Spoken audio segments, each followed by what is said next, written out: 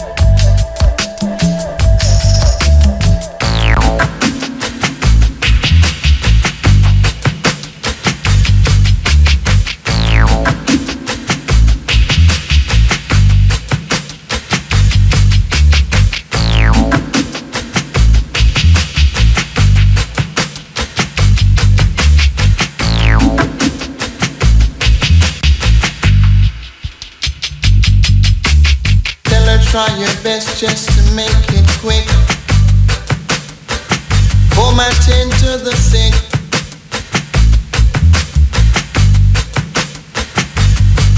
Cause there must be something she can do. This heart is broken in two.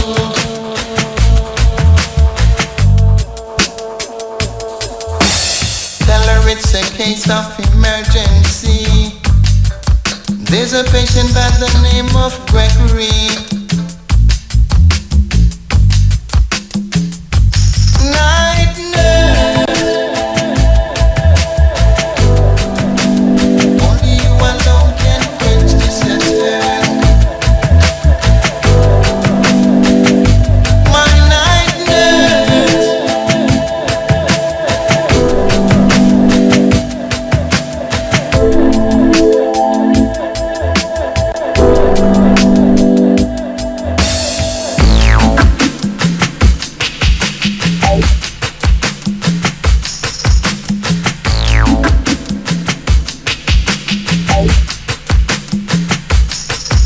I don't wanna see no doctor.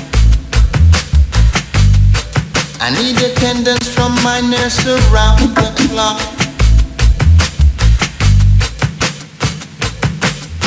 Cause there's no prescription for me.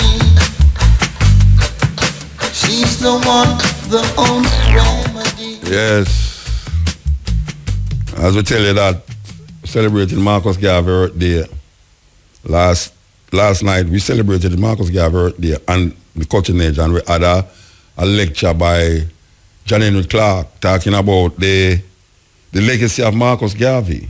Very important thing. I was making the point that when we go to the teachers' college, them, the student them who is going to be the teachers them after the student them, and them invite people like me in there for talk about certain subject, and sometimes we talk about Marcus Garvey. I find say most of the things them where them go for go to them and teach about Marcus Garvey is the same old. Marcus Garvey was born in St. Anne, him formed the UNIA, and that is it. It's like, you know, his wife was Amy Jakes Garvey and thing, and most of these so-called people who's leaving the colleges them for go teach and I try intertwine Marcus Garvey. Them don't know nothing about Marcus Garvey. Nothing at all about Marcus Garvey. I mean, I say, why them don't? I mean, we have scholars now. We have black people who are right. And we are talking about like the late Henry Clark. You know, we have scholars like you who is not late yet. And we have Ben Buchanan, whole heap of ones who actually is writing and who is telling the lion story. I don't know how them so wide and apart from the information them that is out there, which is more than what we see happening. The philosophy and opinions of Marcus Garvey. We see Miguel Lan reproduce that philosophy and opinions of Marcus Garvey from Jamaica. You know, because we know it's Tony Martin was the publisher. Now we see Miguel republish it in Jamaica. Most bookstores don't carry that book. And a whole heap of the student them, we're not talking about students now who learning about Marcus Garvey. We're talking about the people them who supposed to be teaching about Marcus Garvey. Them don't know zing about Marcus Garvey. I mean, I say, how that possible? That's a big part of the problem. The teachers need to be taught. So we have people teaching African culture, African history, Pan-Africanism, resistance. They talk about Marcus Garvey, and like you said, they give a skeleton.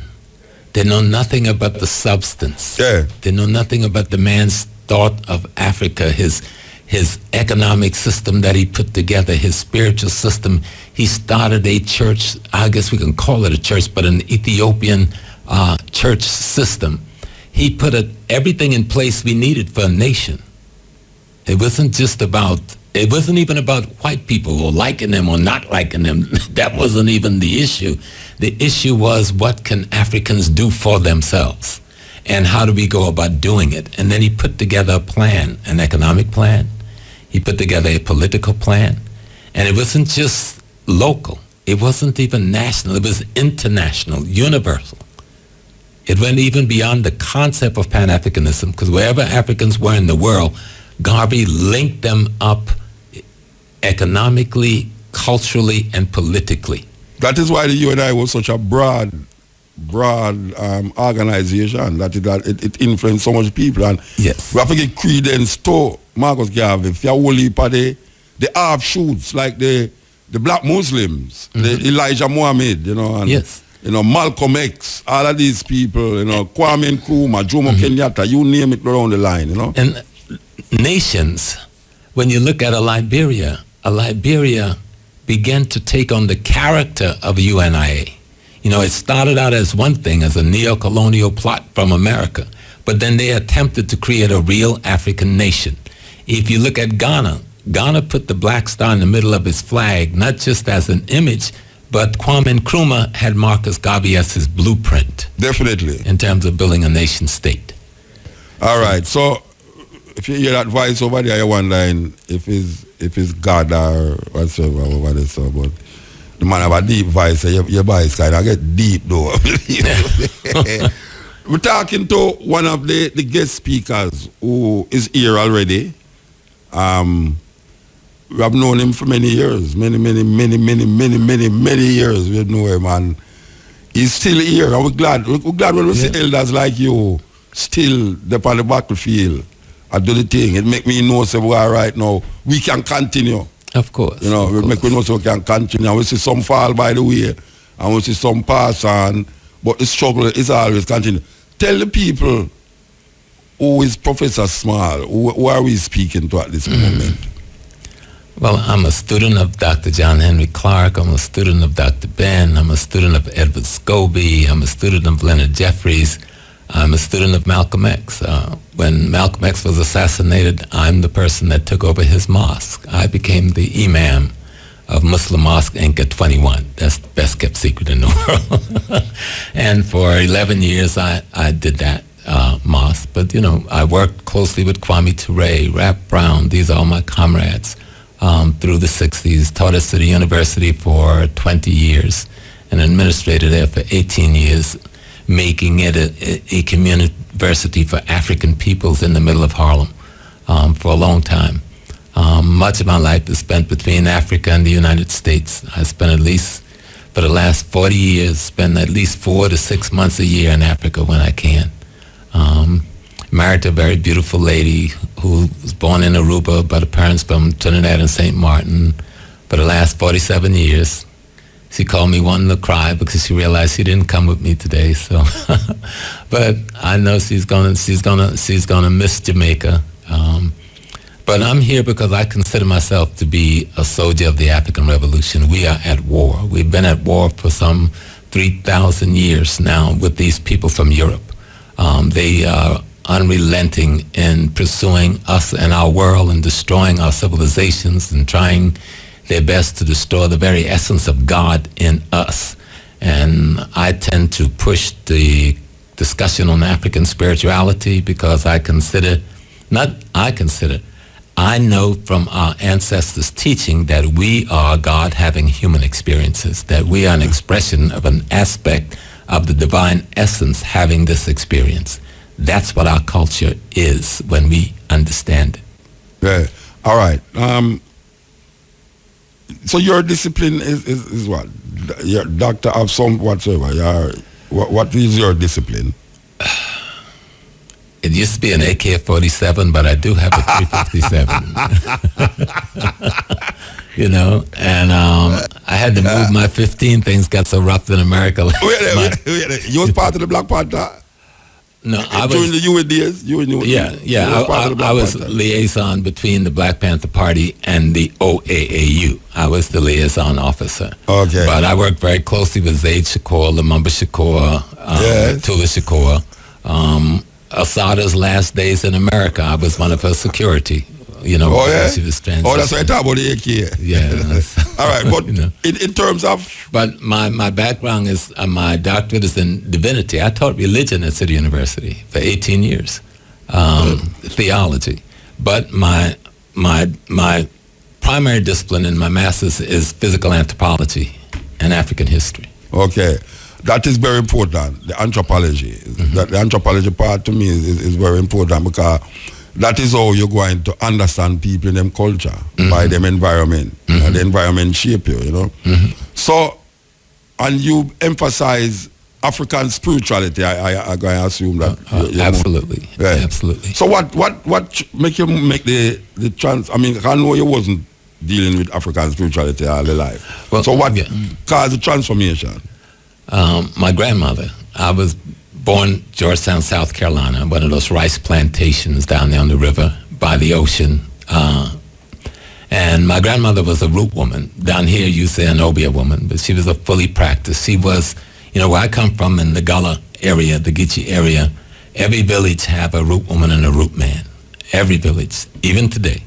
And so my grandmother was the root woman in our village, so that's whose house I grew up in.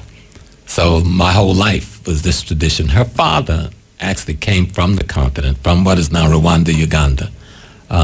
He was one of the last enslaved persons sold into that area of Georgetown, him and his brother and his mom.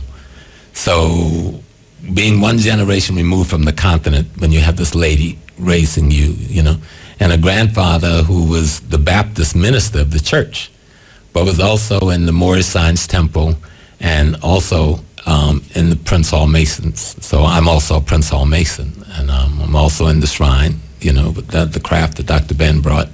I'm actually wearing his necklace as the acting high priest of That's the Ben Quran. Buchanan you're talking about. Yes, Dr. Ben Benjamin Buchanan. Cannon. So this is the emblem of the high priest, which I'm temporary until they can select somebody else. So I'm old in that regard. You know, I'm in my 70s now, so when you get up there, you get to do different things. But my background, you know, has just been since I was a teenager. I was in the movement. I don't even remember when it started. First March, probably. So you never 14. start out in like your parents them sending into church and these things. I mean, We went to church, but we lived in the woods. We lived in an African village. We weren't city people. We grew up in Africa in South Carolina, and I didn't realize that until I'm in Africa and realized everything we did in that village, they were doing in the villages there. And so Papa and them put race first.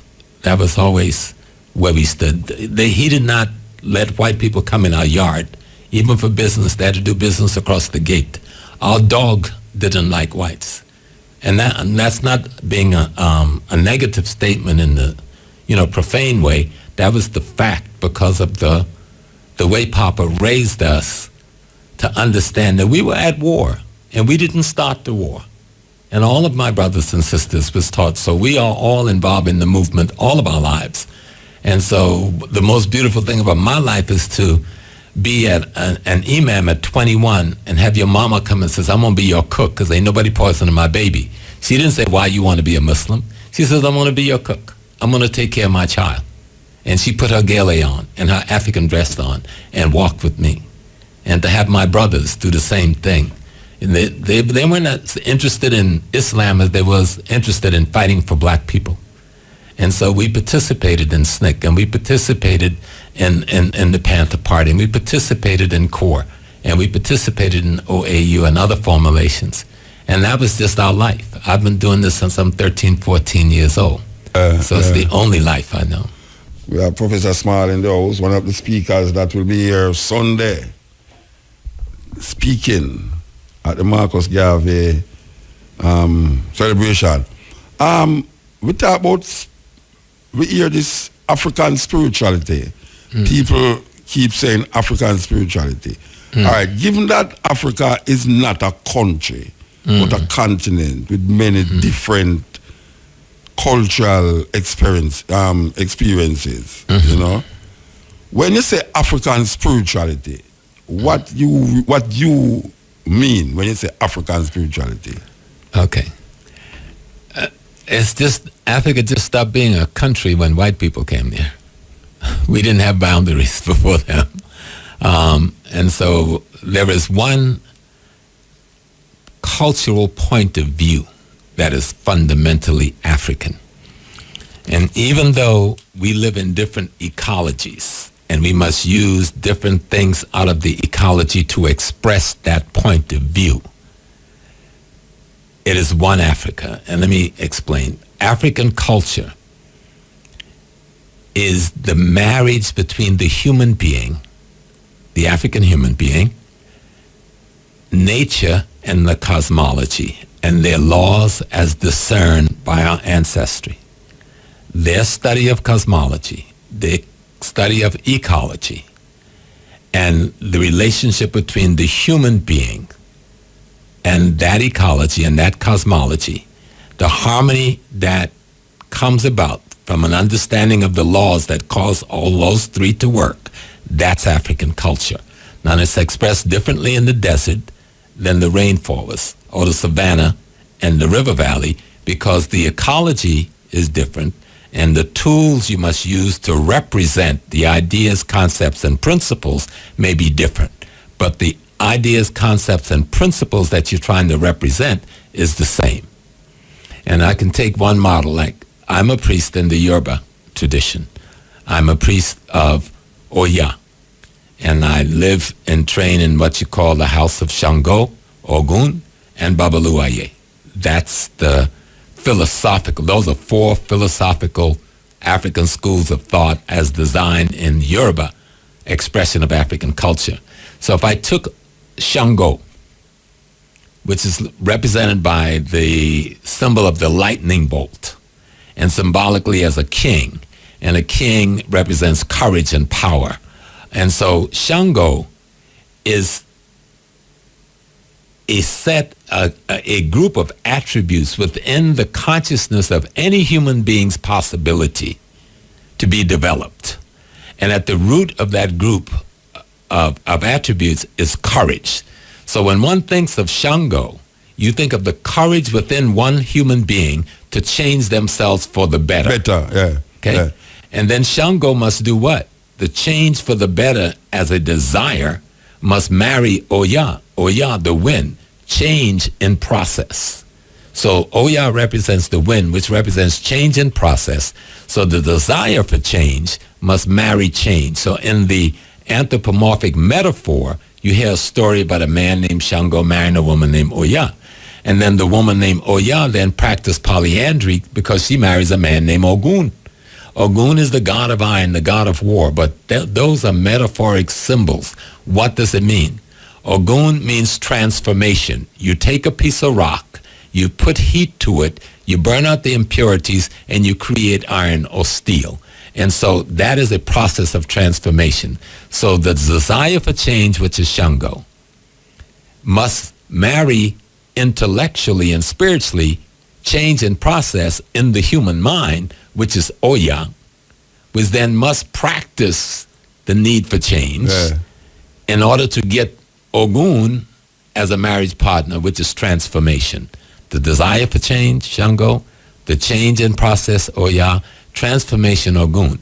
So people refer to them as Orishas or gods, but they are functions within the human experience. Yeah, that's human right. Experience. And we can say the breaking down of the barriers with the same philosophical idea as far away as in Kemet.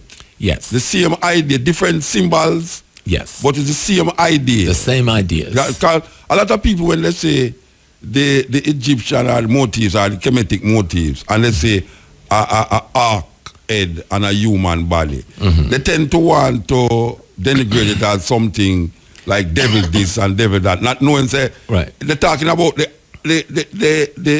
it represents attributes of the human experience. Right. In the same way in the Christian tradition, you would take a baby and put wings on it. Babies don't have wings, and you call it an angel. But you don't call it a freak because you use the concept of the wings to represent the ability to soar into the heights of divinity. And that's what the hawk represents in ancient Egypt. Kemetic, because the bird, it would fly so high, it looked like it disappeared into the sun. And so it was used then as the symbol of the human spirit ascending into the divinity. And we see something like that in Genesis 49, when Israel is gathering his children and he's going to tell them what shall befall them in the latter days. And then give each of them a characteristic in the future, saying this is what represent this tribe. Right. And it's a Judah, this Israel, Zebulun, I'm going to write down and call it 12. We see that same thing, what you're talking about, in the west of Africa, in the east of Africa, in the north of Africa, in Central Africa, that we develop mythological figures. Let me show you one, Muta. I just left Ghana a few days ago, and I was there doing the celebration of Homowa, which is still going on. Homowa is a celebration that the Ga Adangbe people of the Accra area have every year. At the beginning of the Homowa celebration, you must quiet the drums. There can be no noise, no loud talking, no loud celebration, no drum playing for a month. But the other thing that happens at the beginning, they go to this clay pit where there's this blood red clay, and they bring it home and they paint the red clay over the doorway of each home to protect that home from the evil spirit that's flying over. Now, does that sound like the Passover in Israel? Okay? Definitely. It sounds like the Passover when them say, when you paint that blood on the door of the Israelites, the destroyer will pass. That's right.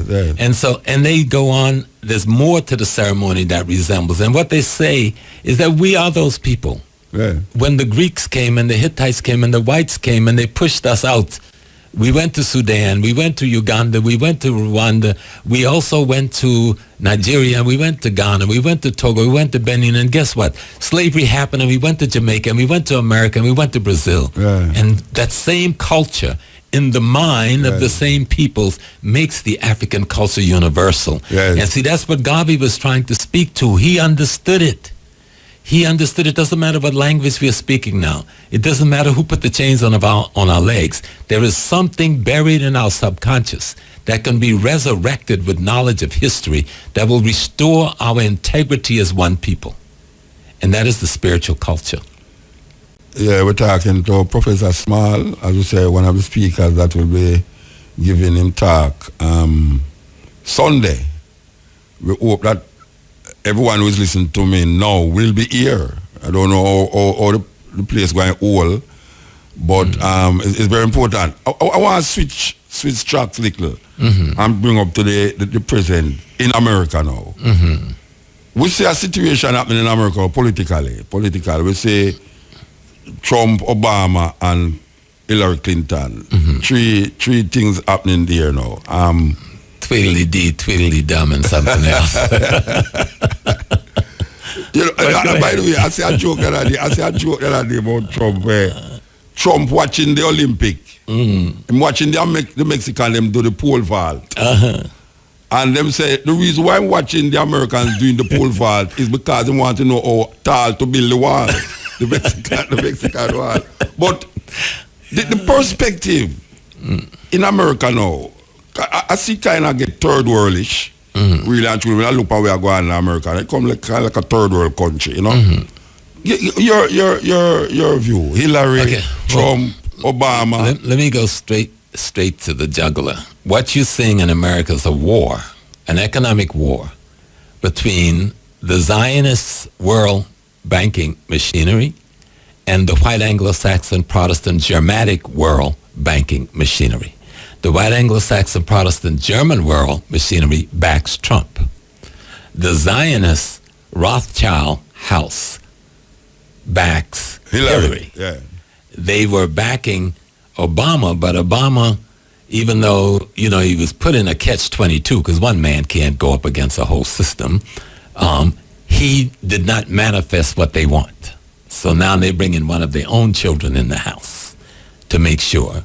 If you saw how that thing called the Arab Spring played out under Hillary's leadership in Tel Aviv, they did to the Arab world in 5 years what no European army has been able to do in 100 years. They destroyed them by having them destroy themselves. Okay? They couldn't get away with it in Syria because Russia said, you will not trick me again like you did in Libya to kill a man that didn't deserve to be murdered, you see. And so what you have now is, let me back up a little bit. The white community, I don't want to say race, the white community worldwide is at minus birth rate, not zero. Minus birth rate, meaning more natural death is happening in that community than natural birth. So they have artificial ways of creating birth, which is keeping pace. But they have a problem. They're only 1/9 of the world's population. How do you continue to rule the world with Africa and Asia rising up the way they're rising if you're only 1/9 of the world's population, right? And you're already at minus birth rate. You need to create a technical dynamic that has the propensity to do genocide unabated.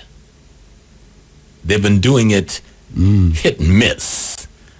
But now you got to fight for who's going to lead that charge that's going to guarantee whites can pretend they're supreme for the next 100 years. And that's the war you see in America.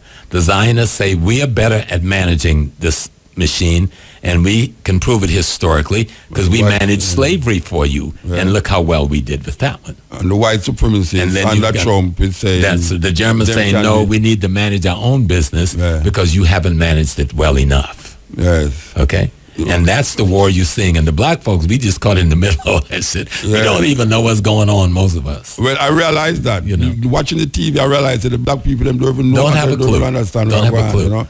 And all that police killing you're seeing in America right now, that's a part of trying to set up a scenario to bring military suppression into our neighborhoods.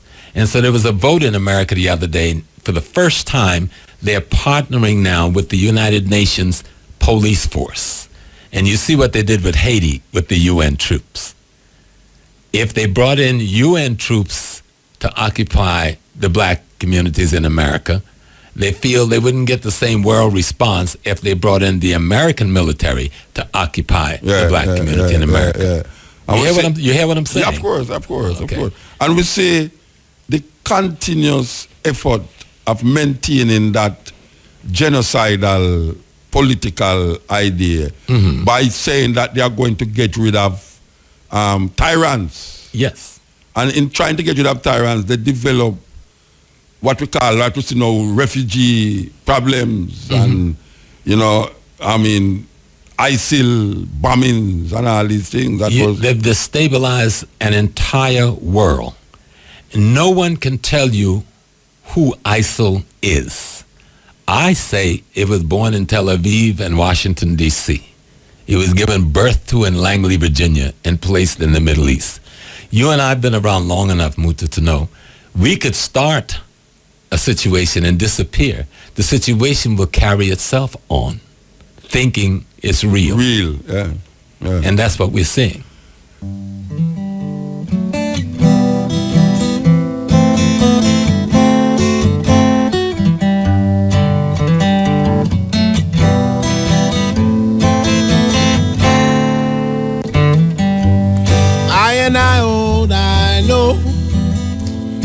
I and I hold, I say, I and I reconsider. I and I see up only that Christopher Columbus is a damn blasted liar.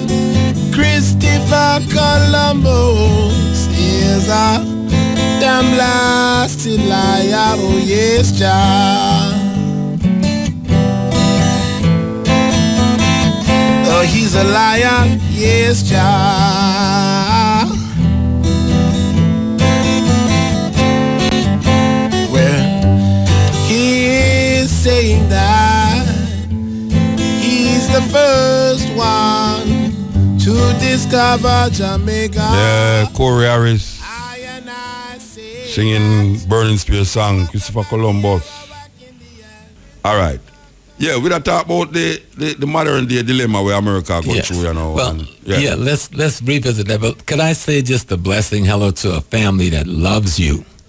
Okay. And it's the Palmer family from Toronto, and they just got through spending a week with me in Ghana and Egypt, ancient Kemet. It's Norman, it's Simone, it's Leah, and it's little Maya. And so they're listening to you right now up in Toronto. So I just want them to know that I'm giving the greeting and telling Maya, I love you. Maya is this tiny little girl, gets on the stage in Ghana, get in an Azuntu contest and wins. You know? How old she is? Maya must be about 8, 9. Okay, 8, 9. okay. Fantastic young spirit. And just had her first trip to Africa and enjoyed every day. She was the spirit of the trip. Okay. And, okay. you know, we call them the Toronto family. So, Toronto family, I'm with Muta. I've taken a photograph for you. We're going to send that photograph. I gave him a big hug, just like you said to give him. And he's laughing very much. So very happy. All right. So yes, I remember that you also have trips that go to Africa. Right. Yes. Yeah. You still do it? Yes, still do it. Still doing it. Where you go? This past summer we went to Ghana and to Egypt. Next summer we're going to go to Ethiopia and Ghana. Okay. And then in March we'll be going to Ghana for the Independence Day and for the Ghana Film Festival, the 1st of March to the 12th of March. Yeah, I'm glad to know that you still have that. Yeah. I'm glad to know. All right, yes. Yeah. So, but let's come back to America. Yes, there's a scenario going on there. There's a lot of killings going on, and it has been going on.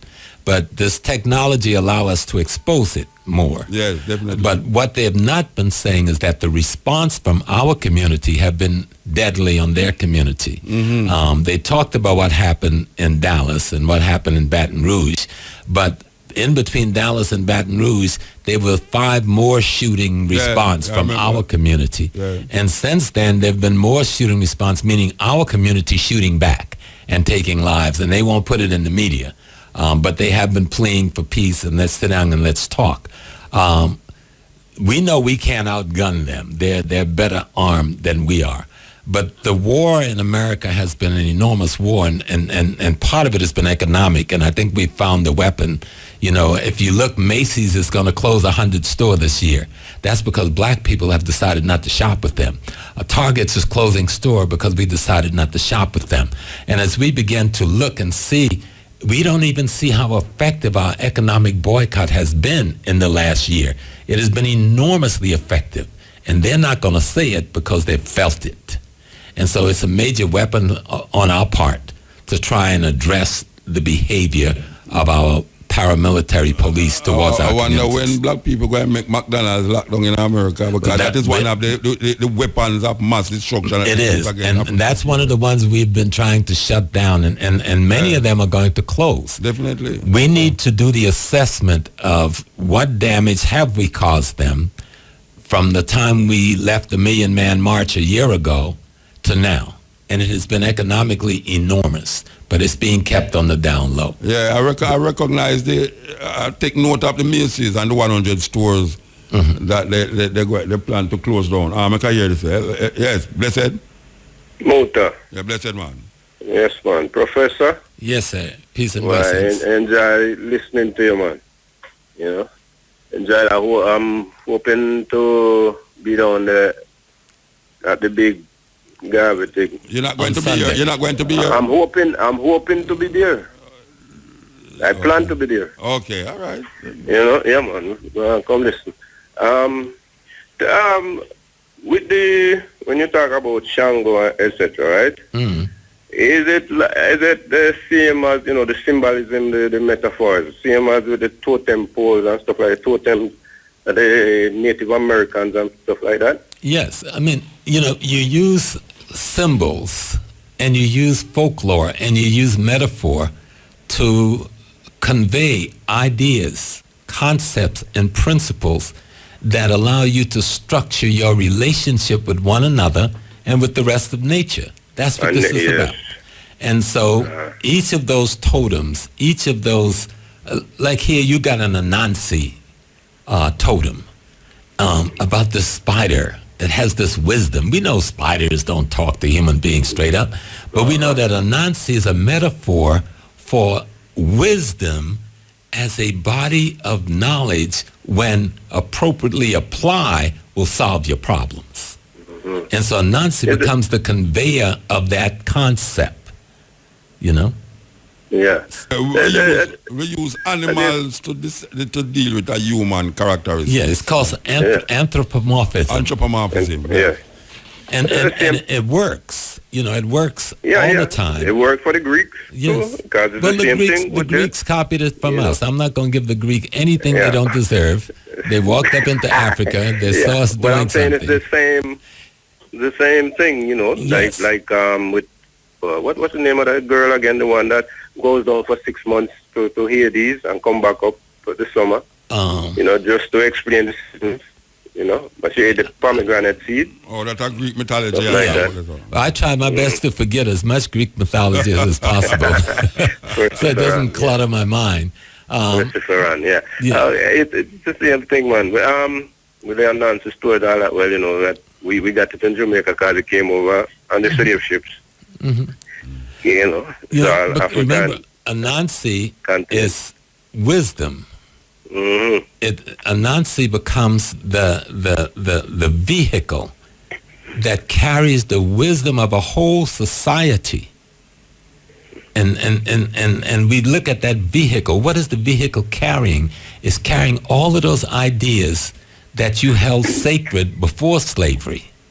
And it allows you to reach into the Anansi hat and pull up yesterday to inform and instruct you so you get rid of some of the confusion of today.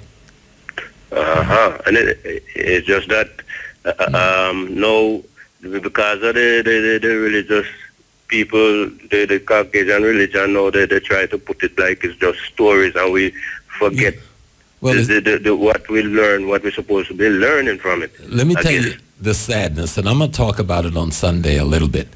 The thing we call Christianity had its birth in Africa. It's an African thing that turned white and came back on us. And when we understand the history of the 10 oldest church in the world, 3 of them are in Sudan and Ethiopia. And we were practicing Christianity before Catholicism even came into being by almost 15 centuries. And so Protestantism that we practice the most of wouldn't come into being for another 5 centuries. So Africans were practicing this tradition. They didn't call it Christianity. They were practicing a condition that talked about the redemption of the human spirit. And the symbol of that human spirit being redeemed was the character that we now call Jesus the Christ. And you can find that same character in ancient Ethiopia.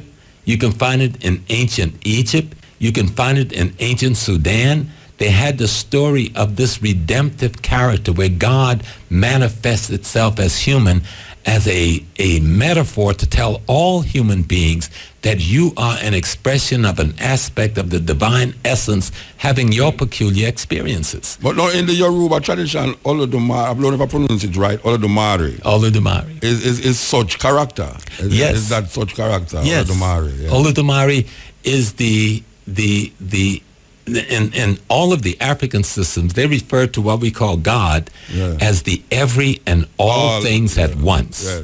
The every and all things at once, the totality of creation. And universal. And we are just expressions of aspect of that essence, having the peculiar experience, yet each experience contained the total of the possibility of divinity. See?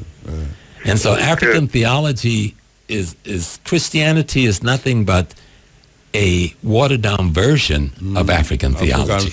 Yes. To suit a certain race and certain set of people. Yes, well, they could only take what their intellect had the capacity to absorb, and so that's what we ended up getting. All right. Yes, Bridget. I'll let somebody else. Yeah, man. Give thanks, man. Later, yeah, man. Yeah, man. Okay, so we're talking here about different aspects of African spirituality and how we can connect. You know, I was reading some poems this week from a dearly beloved sister of mine. And what she does is very, very intriguing. She connects Kemetic with the Western in Ghana and you know, the Akan thing and fuse it. Yes. To show that these so-called gods is just different symbols, but it's the same. The attributes. It's the same sets of because it's the same human being, and it's all about the human being. If you look, if you go into ancient Kemet, ancient Egypt, you have the 12 beloved creations of God. God, yeah. Those 12 creations. You're talking about Asar, Aset, you're talking about Nephthys, you're talking about Heru, and you get to the 12. If you look up the meaning of their names, then get the 12 disciples of Christ and juxtapose the meanings of their name, it's the same set of qualities. Of course. Then you put the 12 tribes of Israel and the same set of qualities. That's why I was mentioning Psalm Genesis 49. That's right. There's the same set of qualities. Right. So what you have is people using metaphor, allegory, and anthropomorphism to symbolize concepts and ideas they're trying to imbue in the human character to make them more godlike in behavior. Supreme, yes. You know? Okay, yes, El. Blessed man. Yes, all right. So, in essence of what you guys talking about, with spirituality and connection and everything. You guys ever came across the 100 face experiment? The 100 face experiment? Yeah. No, sir, I haven't. What is that? Yeah, so basically it was an experiment where they it was basically a puzzle, and they show it to a certain test group, and when they show it to the people, maybe they could only find like maybe 7 to 10 faces, and then they take it to another part of the world like Africa and show it to another test group, and they found like 20 or 30 faces, and they come back to the original and they found as much faces. So that was kind of used as a way to prove like our connectedness, because for some reason, you know, when you show it to another group, they automatically get it. So who is doing that test? Who's dealing? You know, I saw it on this program, Brain Games, on I think it was Discovery Channel. Okay. Well, let me take you to a level and let you see something. If Muta would give me just a minute to talk about African theology. Yeah, man, and of course. I'll use course. the Yoruba, because that's where I'm steep in my learning. They have a concept in Yoruba called awo, A-W-O, awo. It means we go and we come. And it is an explanation of the African notion of reincarnation. All African communities express a form of reincarnation as a part of their explanation for life and spirituality. And in the Yoruba system, they say you're born into a family. A family is called an ebi. So the ebi that you originally came to earth in, when life first came, is the one you continually come back in. So what the African says is that we are our ancestors. The ancestors is not there. Through our DNA, we collectively carry billions of years of experiences that's embedded in us. That is our ancestors. But we don't remember this. So the Africans develop a theology, and in the Yoruba Awo, it says you must be born 7 times. You get 7 times to be born to perfect yourself. So you go back and become one with the divine again. And in each of those 7 comings, you have 8 steps of quality attributes development that you must go through to be perfected. Yes. And if you get perfected, you become what we call an Orisha. Or an angel in the Christian system. I'm going to give you a similar thing in the Kemetic tradition, where you have the Mahat with the scale, and you put whatsoever in one side of the scale and the feather, and if it tilt, you have to go over and start again. Same system. It's the same thing. System. Considering that is way over that side, and what you're talking is way over this side. Right. You can say that there are similarities that is drawn from the one people. And so what Africa tends to say is that we are, each of us, we are the best of the genes of our ancestors. We are the latest version and the highest tech model until we create our children who become the best of our genes, the latest version and the highest tech model.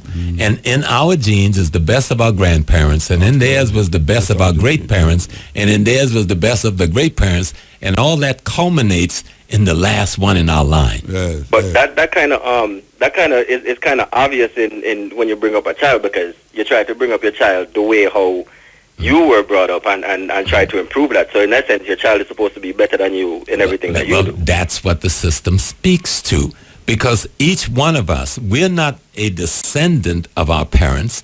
We are a deposit of our parents. When they gave birth to us, they gave birth to themselves. You know, Rastafari have a way that people might see as semantics. We're talking about birthday and earth day. The Rastaman say, when your mother, when the child is coming, your mother is giving birth. That's mommy's birthday. It is her birthday. And your when you Earth come Day. out of the womb, you are in the earth. So now it's your earth day. Now people look at it and kind of say, what kind of foolish is that? But them don't understand. You know, the esoteric nature of their understanding, where your mother is giving birth, is her birthday. Yes. You are coming into the earth, is your earth day. You know, it's a simple thing. But when you think of it deeply, scientifically, because in Africa, there's no contradiction between theocracy and science. Yes. You see, it's all in one package. Yeah, it's intertwined. And you have to be able to, that's why our music is so complex to other people, because the music express our notion of reality, because spirituality is at the end of the day, your comprehension of your reality. Yes. You see? So let me ask another question, because Muta, you're always faced with this as well. I mean, we all hear it. Whereas you try to talk to a few people about their African heritage, and they're gonna say they're not African because they were never born there. But it's back to like the 100th face and how you guys explain that. We're almost like an image of our former selves. Yeah. So when we do certain dances, and majority of these, people go to dance hall and the dance that they create, if you look back, to the African society, they're doing the same type of dances. Genetic memory, man. It's a genetic memory that is it's not necessarily you remember it, but it's in your DNA. Yes. Just remember, my brother, what Malcolm X said. A cat having kittens in an oven don't become biscuits. Yes. An African being born in America doesn't change nothing, because Africa is not as much a place as it is a race and a culture and a spiritual system. It's all of those things. It's a place, it's a race, it's a culture, it's a spiritual system. Right. Well, I always say if a cow born in a pig pen, he's still a cow. He's still a cow. Right. Don't make him a pig because even if it lays in the mud to cool itself off, it's still a cow. Yes. So let me ask one more question. I don't know if it's just a thing, or I noticed, like, I mean, with the as you guys said, the Europeans are the evil people. They're trying to do their thing in such an expedited fashion. Do you think, as a result, it's the same way, like more people are becoming more spiritually aware, or is that just No, I'm not gonna that sounds good, but let me come back. One can only, if you have. Human beings are like containers, and you have the capacity to contain a certain amount of the essence that is available for human consumption. Unfortunately, when you don't have melanin as a primary base of your being, your capacity to contain things spiritual, meaning certain forms of energy, is not there. And so you can have religion, but don't confuse religion and spirituality. They're not the same things. Religion, at best, can be a tool of spirituality, but religion by itself is nothing but a repetition of practices that, in some sense, help to mold behavior, but does not make you a part of the rhythm function of the universe. You see? Well, why I ask is that... I didn't finish that. What I'm saying is that Europeans don't have the capacity to contain what it takes to have what we call African spirituality. They lack the genetic capacity. Right, but what I'm saying though is like you look at the American run for presidency right now, the madness that's going on. Like for me, for example, just a few years ago, all of a sudden. It just clicked in my head that I wanted to see some of Mutabaruka's old, shows and stuff like that. And then, it just continue and, right now I'm a bit of a different person. I started catching up on all the stuff because I live in the United States. I'm in Jamaica right now, though. But it's just like this recurring thing and more of this spiritual thing, so. Yeah, man, give thanks, brethren. Give thanks. All right? So yeah, man, all right. We're going to move now, yes. One thing I just want to, so people can see it's not a separation. You cannot, spirituality is your understanding, your comprehension, and your direct involvement in your reality.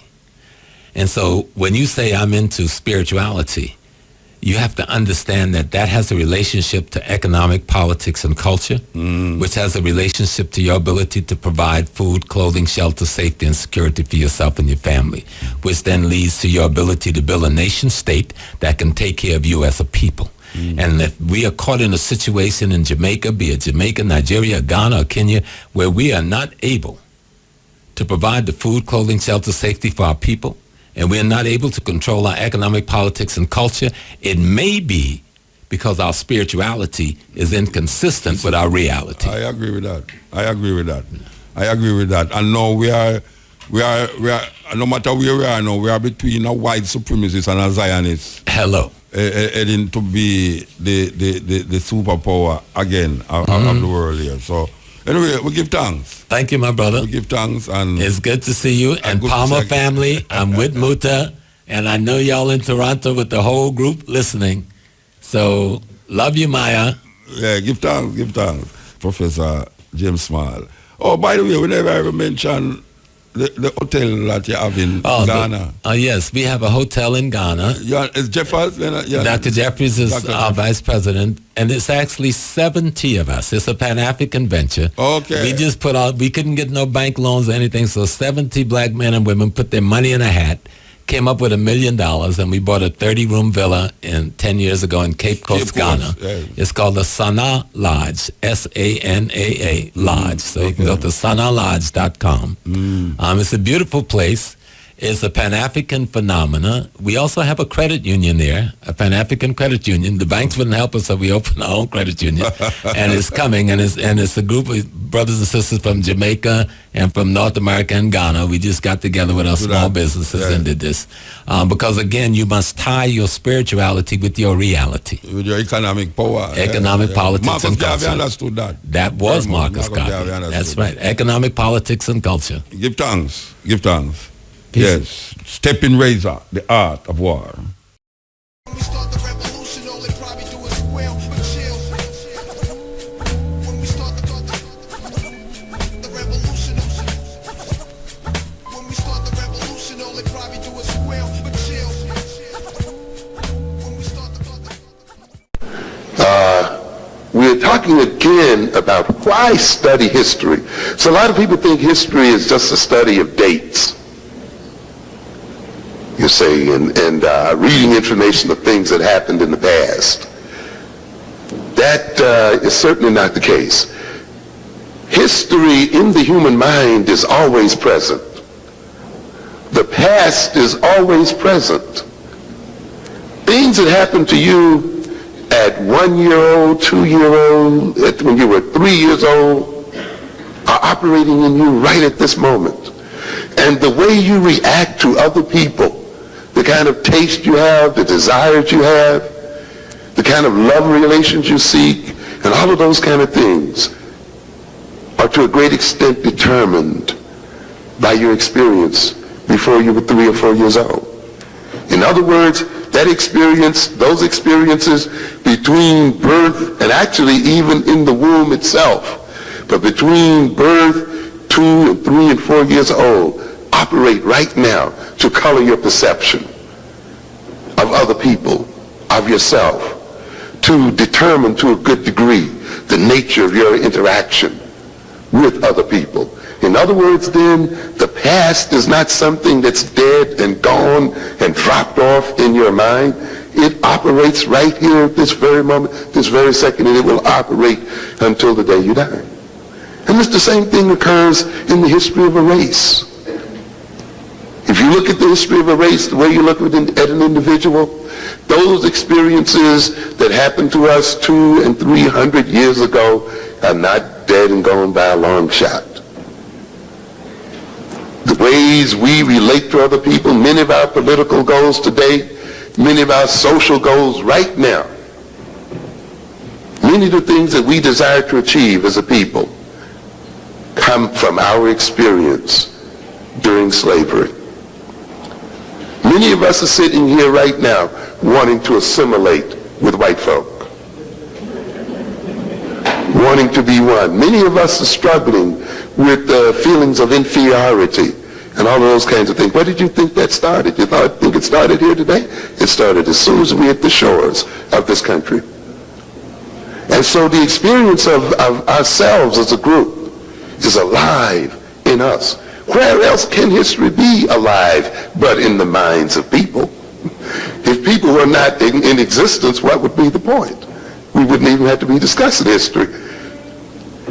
Another indication of the importance of history, of course, is the fact that those who rule over us and those who dominate us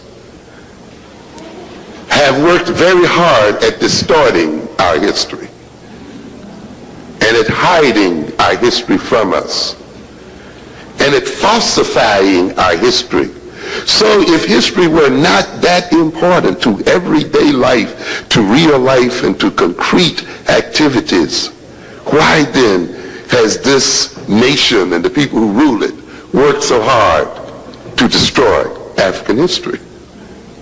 Why are they resisting the inclusion of African history and African culture in the educational structure if they think that that inclusion is purely harmless from their point of view, you see? In other words, then, we need to gain a new appreciation of history and need to recognize that history is always present. And that to a good extent, if we are to change our present behavior, and if we are to change the future, then we must change the past and change our relationship to it. And therefore, the falsification of and mislabeling of black consciousness deals with why we should study history. It deals with history as mythology. And you can recognize in your everyday behavior, if you've been given the wrong history about a person, how that can change your behavior toward that person. Or if people have a wrong history about you, they've been given the wrong information about you. People interact with other people based on their history of the other person, you see. If people want to change the nature of people's relationships, they will often falsify the history of one or both of those persons, knowing that one or both of those persons are going to interact with each other differently depending on their history or that sense of the history of the individual. This goes on with groups, ladies and gentlemen. That's why those in power then, you see, rewrite history. Because in rewriting history, they rewrite the person's perception of himself, whose history they've rewritten. They also then change that person's behavior and relationships with other people, given the history that they have come to believe. And they also change the way other people interact with those people, you see, based on the history that they've learned about the people, you see. That's why any group has to take command of its history and to make sure that it projects the kind of history that operates in its best interest. It cannot let another people write its history and let another people, you see, determine the nature of its history. And it must also know the history of other people as well, if it is to maintain self-control and self-determination, you see. But history is not a mere remembrance of experience. Everything we've learned in the past. You know, if you learn to talk, you learn to walk. And then the other thing, you've learned it when? Not today. You learned it years ago. So if you, in a purely theoretical sense, forgot all of your history and all of your experience, you would return then to a fetal state of existence, to a state of immaturity. You would be reduced in your capacity to deal with current and present realities. Many of the coping techniques and things that you've learned in your past would not be useful to you because you would not have them at hand. The same thing is true then in the life of a people. We learned a lot of things as African people. We learned to cope with a lot of things. We learned a lot of methods and techniques for solving problems.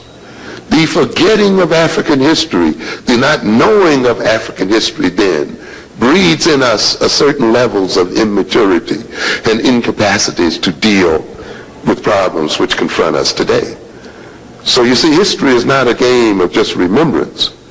History is an instrument of power.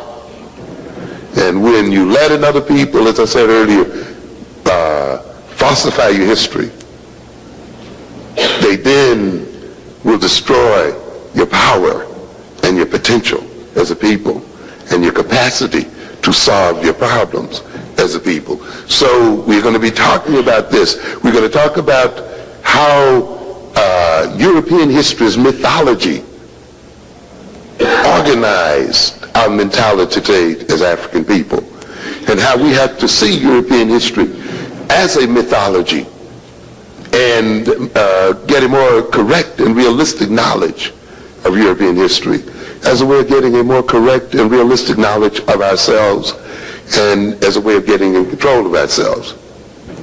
We're also going to talk about in that book a psychology. Why are we labeled as maladjusted and so forth?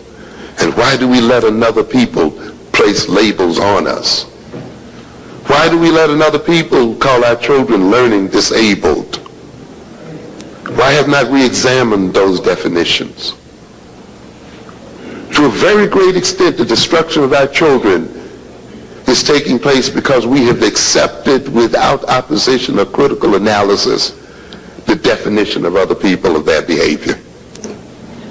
A people who have falsified our history, do not know the psychology of our children nor us, but yet who are arrogant enough to feel that they can label our behavior and then impose programs on them. You must understand, you see, the labeling of behavior is not a mere designation of certain forms of behavior, but is a form of domination. So when you're permitted to label other people, you also are authorizing certain types of behavior toward those people. You're authorizing the withdrawal of certain rights. You're authorizing restraints and constraints on their behavior. You're authorizing, you see, the taking away of privileges and authorizing the imposition of all kinds of punitive and other so-called measures.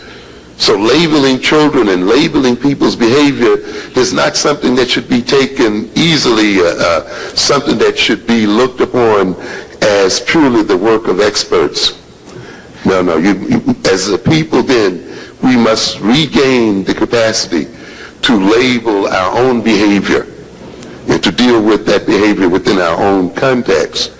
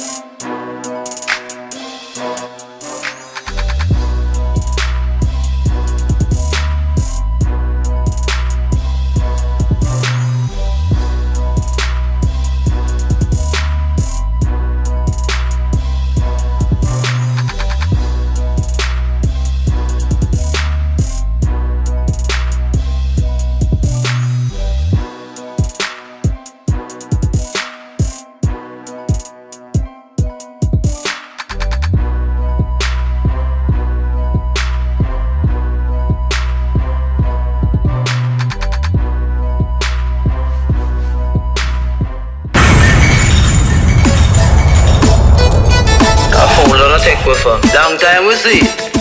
Look up on this, the whole place soon turn over. In that wax, lie them a tell say Jamaica mash up. Lie them a tell say Jamaica mash up. Then why so much pretty place a put up? Why so much hotel in a Fendi put up? Lie them a tell say Jamaica mash up. Lie them a tell say Jamaica mash up. Then why so much pretty place a put up? Why so much hotel in a whole chip a cup? When we go kick it out and bend it up like Beckham, that deck and way bigger than a baby sham. Jamaica don't belong to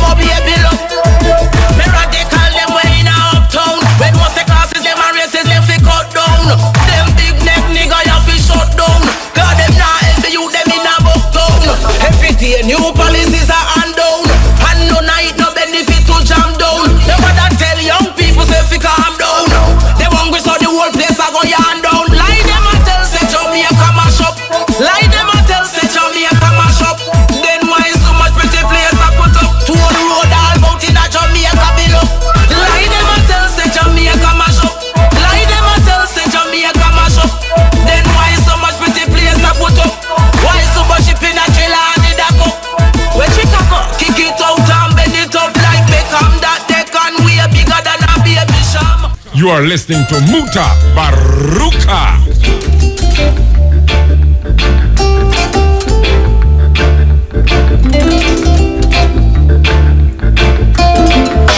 He who seek of only vanity and no love for humanity shall fade away. Shall fade away.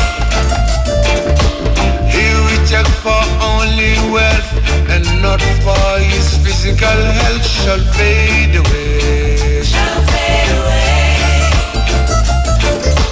Though some believe in diamond and pearl and feel like they're on top of the world, they shall fade away. Shall fade away.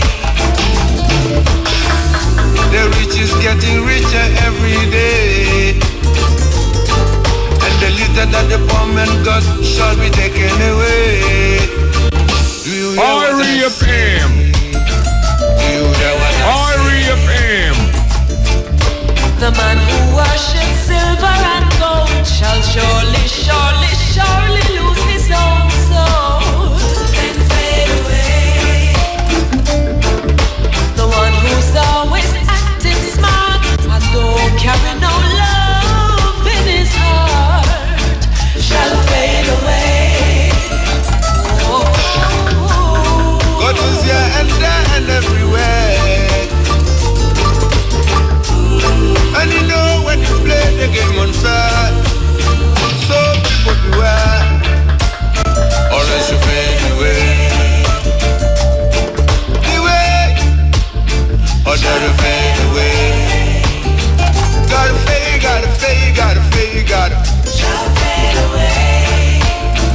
As we extend the hand of universal brotherhood to all, without regard to race or color, so we condemn any social or political order which distinguishes among God's children on this most precious of ground. The rich is getting richer every day, and the little that the poor man got shall be taken away. Do you hear what I say? Do you hear what I say?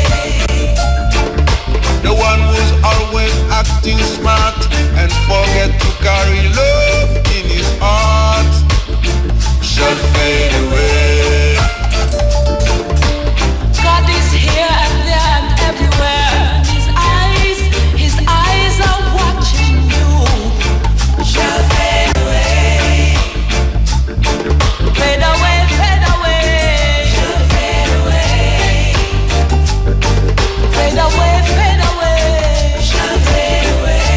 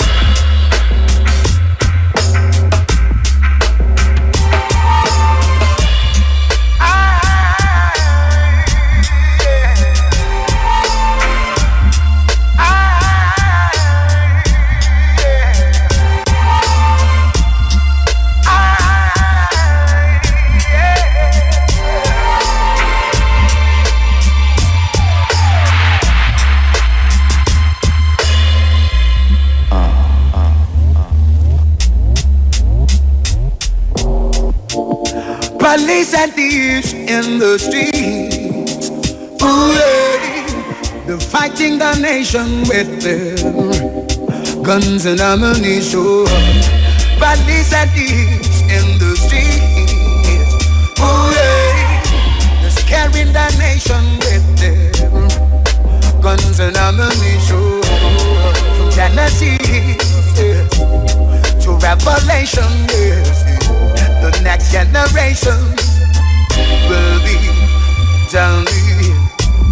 All these crimes committed day by day, no one tries to stop it in any way. All the peacemakers and war officers, do you hear what I say? Yeah, yeah, yeah, yeah, yeah, yeah, yeah. Police at thieves in the streets. Oh yeah, fighting the nation with their guns and ammunition. Police at thieves in the streets. Oh yeah, it's carrying the nation with their guns and ammunition.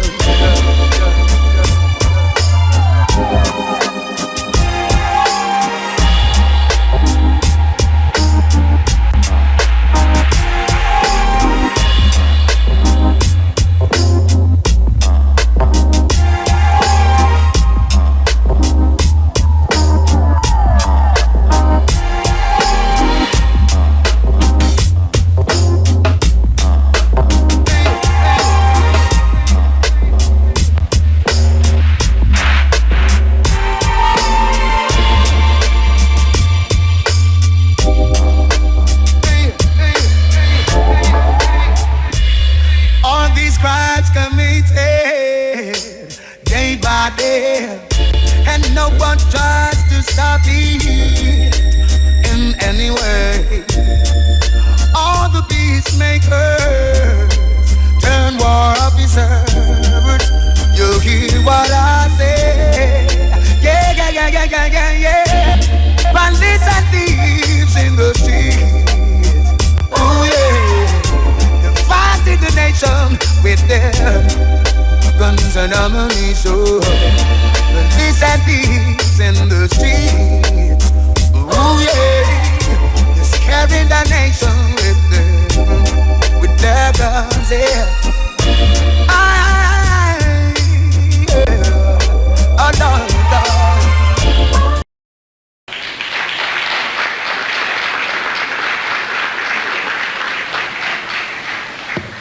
To a great extent, many of the problems we suffer today is a result of the fact that we do not see ourselves as a nation. And yet, we complain about how we are segregated from everybody else.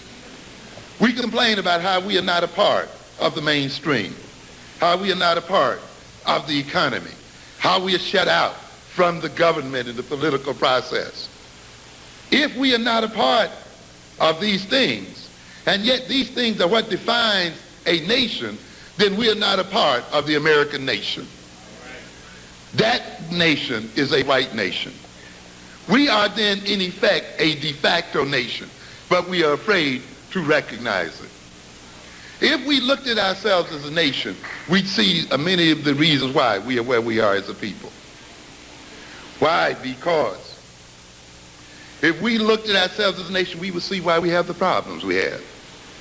Why do we have some of the problems we have? For the same reason other African nations have the problems they have.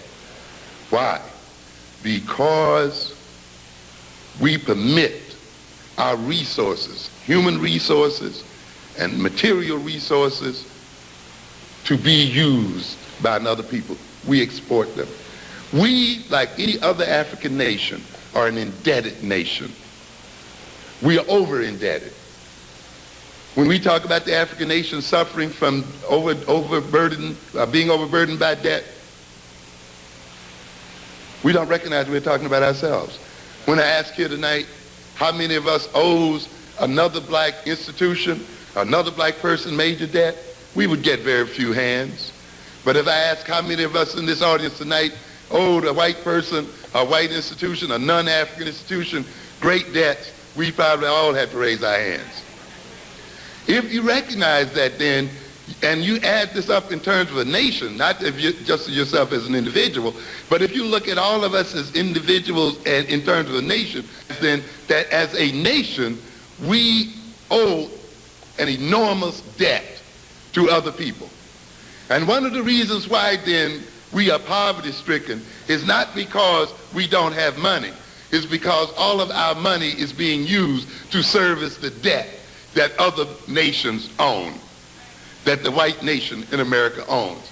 And because we spend so much time paying our installment plans and paying our money out to these other nations of people, we cannot save our monies, we cannot accumulate our money and create wealth so that we can employ ourselves as a people, so that we can support our families as a people, so that we cannot build the schools we need to build to educate our children the way we need to educate them as a people. And consequently, we have the similar problems that all African nations have almost, where they cannot build highways or build schools or build hospitals or build institutions, communication systems and other systems, because all of the wealth that they are generating is being exported out to European nations and other nations to whom they owe debt. But you can only see this when you look at yourself as a nation. And when you look at yourself as a nation, then you can see that you can change this problem by changing the debt relationship you have to other people. I was looking at an issue here the other day when we were talking about looking at African nations, and we talk about the African nations as monocultures, meaning that they often exist by shipping out one or two major products, cocoa or cocoa beans or oil or gold or something like that. And they ship these products out into what we call a buyer's market. That is, the people they sell these products to set the prices that they're going to pay for these products. So that many of these nations now are being paid less for their products than they were paid 30 years ago. And yet the nations that buy their products and lower the prices on their products are selling them back those products in processed form and selling them back their own products that have been manufactured here for higher and higher prices. And then we wonder why Africa is in debt and why Africa is impoverished. But that is the result of the fact that they are caught up in an impoverishing mechanism. But we need not talk about the continental African because we are in the same situation here today. The African American nation is a monoculture. What is the commodity that we sell? Labor. We're not selling much manufacturing. We're not selling much other products. The major commodity that we have to sell was the commodity that we were bought over here for in the first place. And what was that? Labor.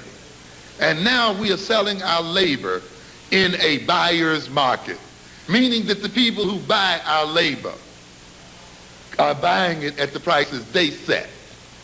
And they keep devaluing the price that they're willing to pay for our labor. On top of devaluing the price, they're no longer even demanding the labor. So after a while, we won't be able to sell our labor at any price. And we will then be totally deprived as a people. And therefore, we are caught in a similar position. And just as there's social disorganization in the African nations, there's social disorganization in the American nation.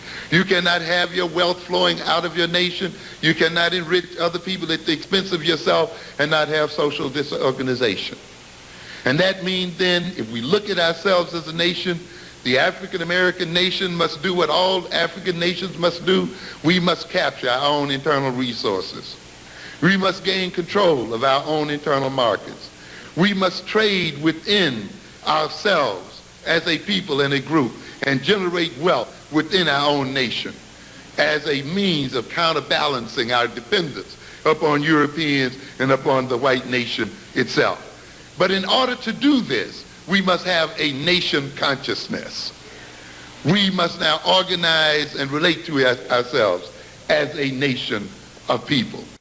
You know, Jamaica go on good, you know. Jamaica go on good, believe you me. Unbelievable. Unbelievable, this little island, yeah, man. Yeah, man, me at least talked about it a while ago, and it's amazing. It's amazing what Jamaica produce just out of the people, them guts. You know, where we do as a people without enough money and without any, just it's like a gift, man. You name it, man. You name it. Anytime you put yourself, we have the best. May I tell you, man, we have all the baddest criminal them too, you know. All we are going, you know. Trust me. Policeman them in New York did say one time, say, the drug lords them in America, it's very difficult to find in the Italian mafia, very difficult to find who's the head. Because the Italian mafia, the man them don't make themselves known or seen.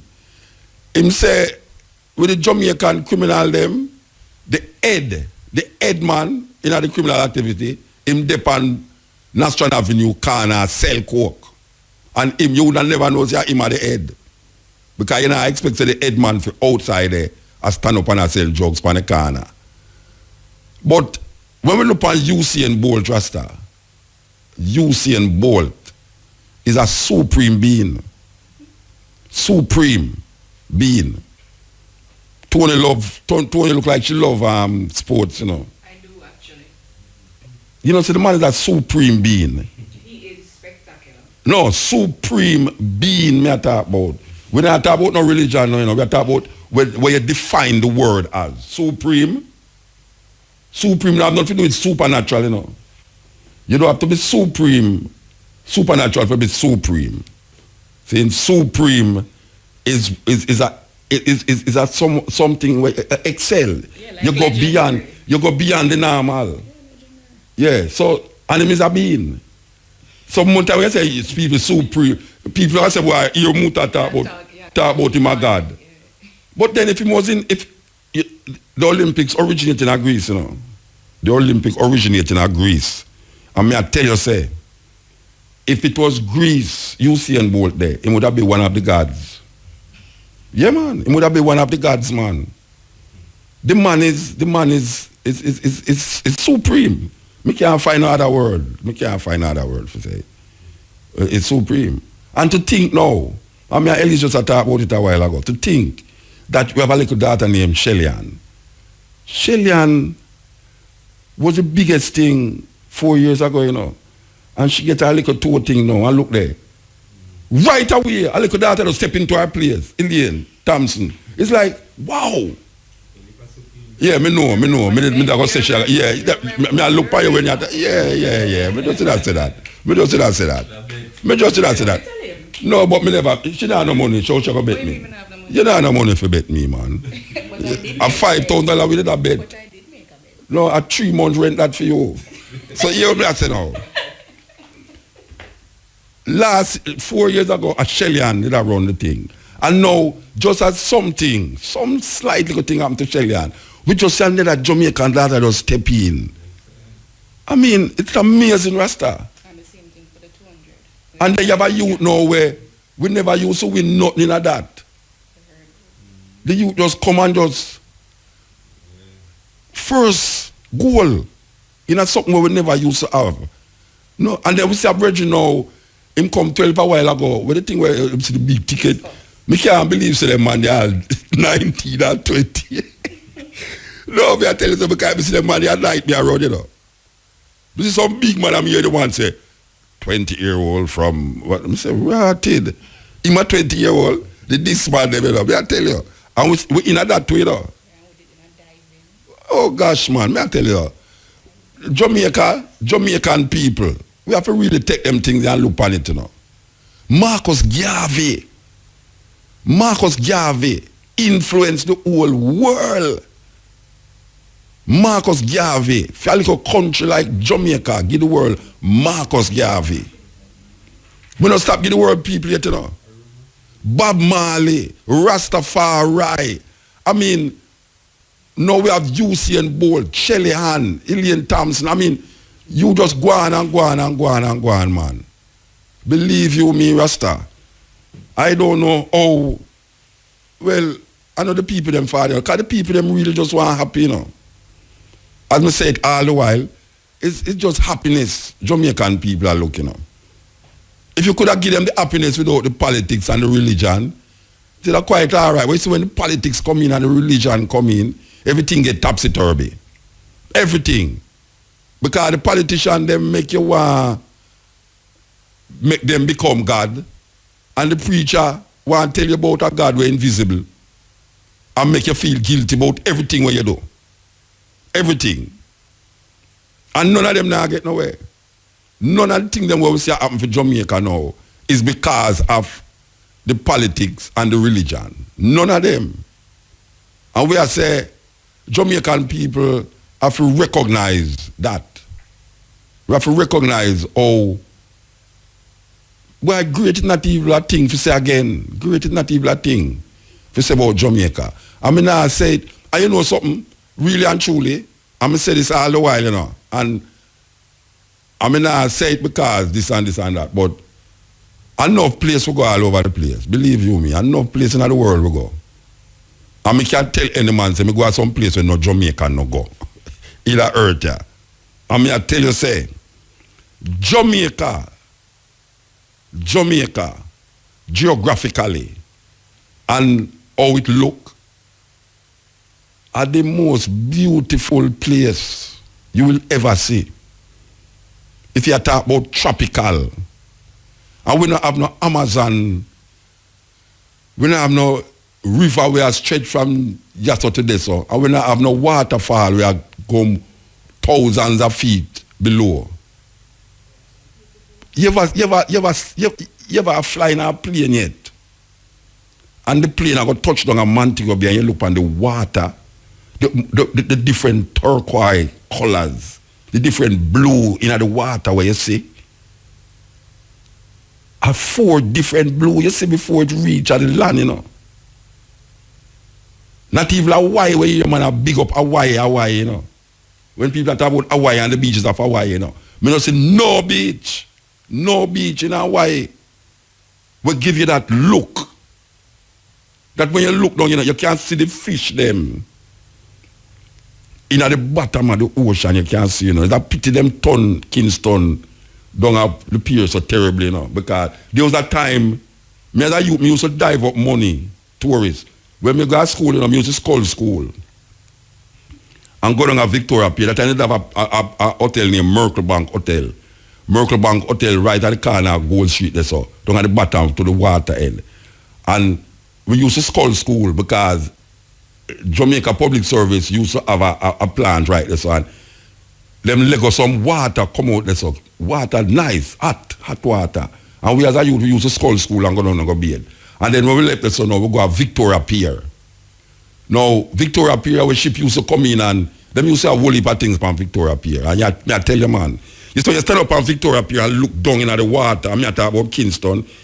If you drop a dime, because so we used to dive up the money.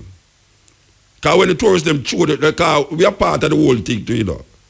As a youth, you know, Skull School. And go down to Victoria Pier too, we know the boat come in, ship come in and thing, and we know the tourists are going up on the wharf and money are going to run now.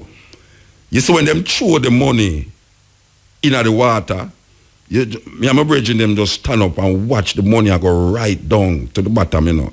And it's when it touch the ocean floor, we dive in at the water feet, you know.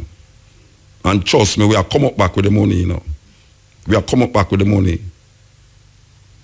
That was how Victoria Pier did look, right at the bottom of King Street. You could have seen the bottom of the water, the ocean floor. Now you can't even see the top. Because pier grease.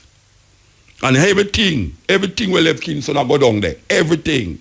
One time Victoria Pier was like in the top 10 most preserved places as a pier. No, it's the worst thing. It's the worst thing. But when you look at how Jamaica set, the mountain them, the backbone, Jankro Mountain, Blue Mountain, when you look and see the mountain them, man, you ever go in a Kunu Pass yet? You know, I sound like me I sell Jamaica as a tourist attraction, but I tell you, you ever go, you know when you Kunu Pass, you ever left Kingston yet? I mean, apart from come down a St. Little more you suit out, you don't have to bother come down here. Trust me, go and say, yeah, that's it, you studio a little more. All right. You ever go to Portland yet? One time. You never go to Portland yet? You never go to St. Thomas yet? Them have a place named Kunu Pass. You see? Kunu Pass, they're right between the Blue Mountain and Jankro Mountain. And they them say Kwako did escape from the British. You hear them say you can't catch Kwaku, you catch him shot. Well, in the so it happen. When them are run him down, them look and see him shot each hand pan one limb. So that's serious thing I talk, you know. Yeah, them it each hand pan a limb, him shot each hand pan a limb in there, and when them can't catch him. Them catch him shot, but they never see him. Anyway, you see in another place there, them have a 6-mile journey from one side of the hill where the African them used to dodge the British and go into the mountain there. And you end up back around our next village, near to a place named Friday. Right, one village named Friday. So you see when you're going there, so man, trust me, man, if me never alive, more things are heavy me there.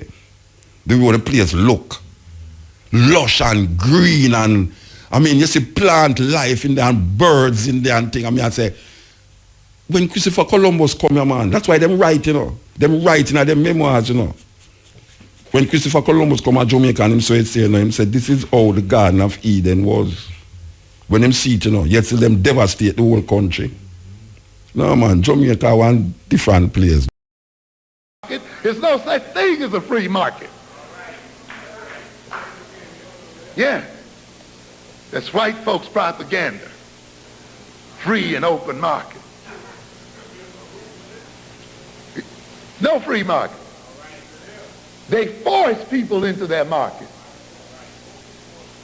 Castro was not free to say, I don't want to be a part of it. When he said, I don't want to be a part of it, they did what? Embargoed him and locked him out. The Japanese, in the early part of the century, said, we don't want to be a part of your market. What did the United States do? Sent Admiral Perry in there and blasted those markets open. What free markets do you have there? There's no such thing as free markets. And when you learn that, you're gonna be the better for it. And we got the markets, but we are not taking advantage of it. We've gotten ourselves in a situation where we are locked out of other people's markets, and we permit them into our own, such that we are locked out of our own market. And then we wonder why we suffer the way we do. It is not because we are poor. If we were that poor and impoverished, then why do those people come to us to earn their living and their wealth? It means then we must be a wealthy people. I was looking over here at a recent report. You see, we have, as a people, everything that it needs to make a nation. We have telephones, fax machines, computers, highways, bridges, riverways, waterways, trucks, everything that many nations in the world, in fact, the vast majority of nations in the world, wish that they had available to them what the African American nation has available to it. They wish they had the highways. They wish they had the trucks. They wish they had the trains. They wish they had the ships. They wish they had the computers, the telephones, and all of those kinds of things that you can just pick up and dial right away, and they don't have to be routed through France or somewhere else. The lights don't go off at 2 o'clock every day or just flip on and off. You got it all here. Then why then are we not better off than we are? Because it is not enough. As I told you earlier, it is not enough to have gold in your soil, or oil in your soil, or diamonds in your soil. You must have a consciousness. It is only with an appropriate consciousness that these things can be transformed and converted into what? Wealth and power, and can be used for the advancement of a people and the survival of a people. The same is true here then. You cannot just have telephones and faxes and this and that and not just have money in your pocket. That's not enough. You must have a consciousness that transforms those phones and transforms those faxes into a communications network that unites a people across regions and places and cities and becomes a basis for a system of distribution, a basis for uniting and creating a market from which one earns wealth.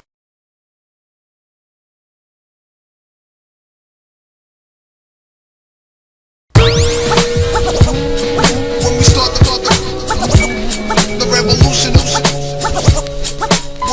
revolution, all they probably do is squeal, but chill.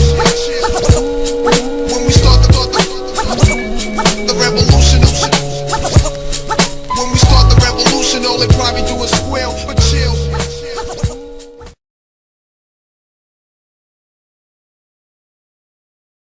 I've got to mention the recommendations at least, because we have to move beyond analysis.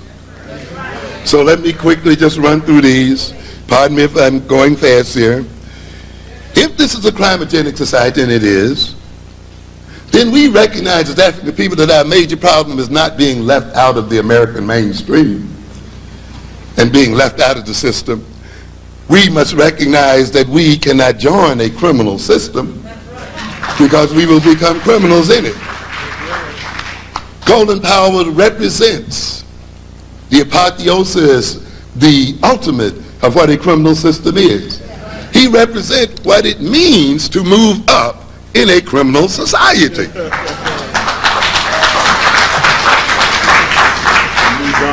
In moving into that system and becoming integrated in it and assimilated with it, he must now become allied with this criminality. And if that system then is dependent upon the death and damnation of black people, upon the imperial subordination of black people, then those like Colin Powell that move up in this system must also then engage in the death and damnation of black people as well. We have to keep that in mind. You're not moving up into this system as it is unless you're also moving against the interest of black people. And therefore you have to recognize that the goal of our people in this crimogenic society is to change the very nature of the social system, to tear it apart and to reconstruct it, to bring into being that word that Bush stole from us, a new world order. Our mission is much higher than assimilating into this system. It must be to create a new world. If this crimogenic society creates a sense of powerlessness in our children, then we must, as a people, develop and use our power. We must take power and train our youth for taking and expressing power positively. If this system destroys the attitudes of our people through projection and projecting on them criminality, we must inoculate our children against evil white projections by inoculating them with truth and the truth of themselves, inoculating them with self-knowledge. We must inoculate them against projection and the internalization of negative attitudes by getting them into the knowledge and the psychology and the ways of their white enemies, and getting them to have an efficient perception of reality and remove their deceptions. If they are alienated from themselves and are infused by an evil white spirit who is implanted in their minds and bodies to serve the will of its devilish masters, then we must reclaim our African-centered identity, and we must reclaim an African-centered consciousness, and we must learn to love ourselves and love each other and engage in cooperation and communalism. This is how we prevent alienation. If the society twists our desires and makes us desire the things that destroy us and hate the things that advance our interests, we must learn a new set of values, inculcate deep and abiding cultural goals, learn to discern when one is being manipulated and exploited. Our children must learn the mechanisms of advertising, mass hypnosis, subliminal suggestion, conditioning and lies and propaganda. They must learn to be productive so that they can produce for their own desires. They must learn to assume the ownership of the means of production and learn self-control. If the society moves our children into black-on-black violence because it engages them in frustration and the dealing with their frustration in incorrect ways, then we must train our children to be task-oriented, to solve the causes of problems and not engage in dealing with the symptoms of problems. We must teach them to discern the sources of their frustration and remove those sources and tear them out from the root. We must teach them how to use their anger and aggressive feelings positively. Every emotion that is in the human mind is there for a positive reason, and they must be used for positive reasons. Anger is a positive emotion if it is used correctly. So is aggression. God did not put anger and aggression in you just for negative purposes alone, but we must be taught how to use those things. We must teach them to be resourceful and how to get around those frustrations, to develop social intelligence, skills, and competence. We must teach them coping strategies for stress. If they displace their anger and use their anger to attack themselves and destroy themselves and to destroy others like themselves, we must get them to know their real enemy. We must get them to recognize that this enemy, this white man, is only a man, that he bleeds and dies like any other man.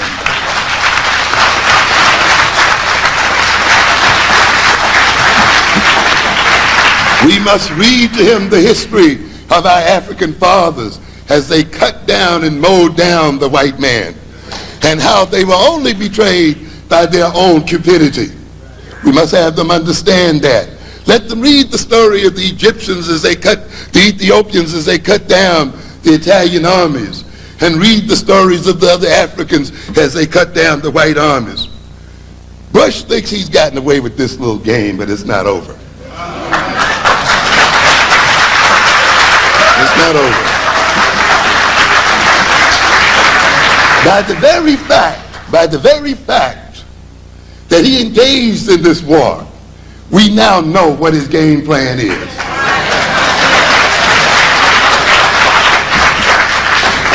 We now know his weaknesses and his strengths.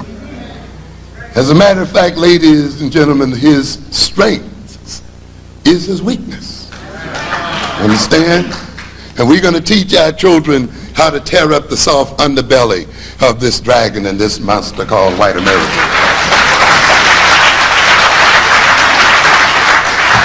I was down at Tuskegee last weekend, and I saw the Chappie James Aerospace Center. Interesting. But one thing we've learned about this war here is that once we get an Air Force, we're ready. And so we're going to set him up. The only thing that got this man across was he was not resisted in the air. And we will meet him in the air and on the ground.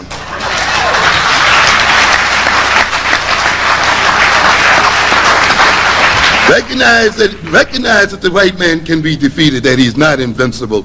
We must teach them that the displacement of anger at self or at others like at ourselves makes matters worse and is self-destructive. If they are having problems with their self-concept, then we must give them great support. We must affirm them and affirm their identity. We must teach them confirmations so that they know how to make positive statements to themselves and affirm themselves. We must teach them how to stop negative thoughts and change the nature of the situation that they are in. If they are engaged in violence and black upon black violence, we must teach them how to resolve conflicts between themselves without destroying themselves. It means then that we have to develop relevant educational programs. We have to develop a parallel school system. We have to make this government, by hook or crook, fund the health care systems of the local and state localities of our people. We must emphasize prevention in the black community, change the lifestyles of our people who are literally eating themselves to death, or whose lifestyles are literally destroying their health. My next book is going to be on black health, by the way, and I'm going to show how the death wishes, how we carry out the death wishes of whites through our eating and health habits. Because they wish that we will die, we accommodate them by drinking too much Pepsi and all the other things. We're going to emphasize critical problems. We must develop programs to ensure adequate prenatal counseling and care. We must develop systems to neutralize the crimogenic system. We must set it our goal, not the assimilation to the society, but the elimination of this society as it is. We must set as our goal economic development, the development of the economic status of our people across this world. We must engage in the development of a nation within a nation. How can a people keep saying that they are kept out of the society and are separated and segregated from the society, and not use that to their advantage and create a nation within a nation and get ready to fight the other evil nation in the society. We must engage our people in consumer education, withdraw from those entities and those industrial systems and so forth that are a part and parcel of the destruction of the black community and the communities of Africans. We have to stop buying those Nike sneakers and Reebok sneakers that sell 70% of their wares to black people while they refuse to even franchise black stores to sell those sneakers. We must stop buying Ford Motor Company cars when they take out those car factories from Detroit and import them into Polish and other neighborhoods. And after we get through with Ford, we stop buying GM. And after we get through with GM, we stop buying Toyota and the rest. We will not subsidize the destruction of our people. We must develop an African-centered, full African-centered educational program. We must educate our males. It is very important that we pull these males aside and train them for manhood, train them for husbandhood and fatherhood, and train them for the military so that they undertake the overthrow of the system. We must engage our young people in political education so that they will learn how to engage in the political overthrow of their enemies and organize themselves politically. We must train those of us who want to go into this church into a new theology, that it is not enough to paint the face of Jesus or to paint the face of angels and still believe in the same Eurocentric ideology and theology.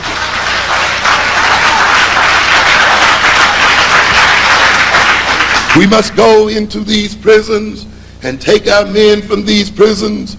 These are the men who must be used to defend our community.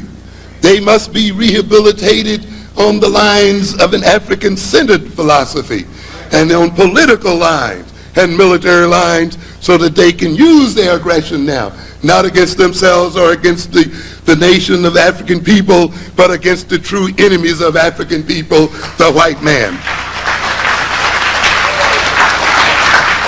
We must develop regional conferences in our nation within a nation and a national congress so that we can coordinate and facilitate the talents of our people who are engaged in various aspects of the political, social, and economic reorganization of this country. We must build schools for leadership. We must build schools that engage in policy development and analysis, and schools for developing strategy, schools for developing a military machine to protect us against the interests of Europeans. Recognize that there's one thing that's clear, that the imperialistic system has only one constant, and that is self-interest. And when it is in its self-interest to destroy and wipe black people from the face of this earth, it will engage in that activity. You have the history of the Indians in America to show that when a people are economically not useful to the Europeans proceed to annihilate those people. Therefore, ladies and gentlemen, we must prepare for revolution and prepare for war. Thank you very much.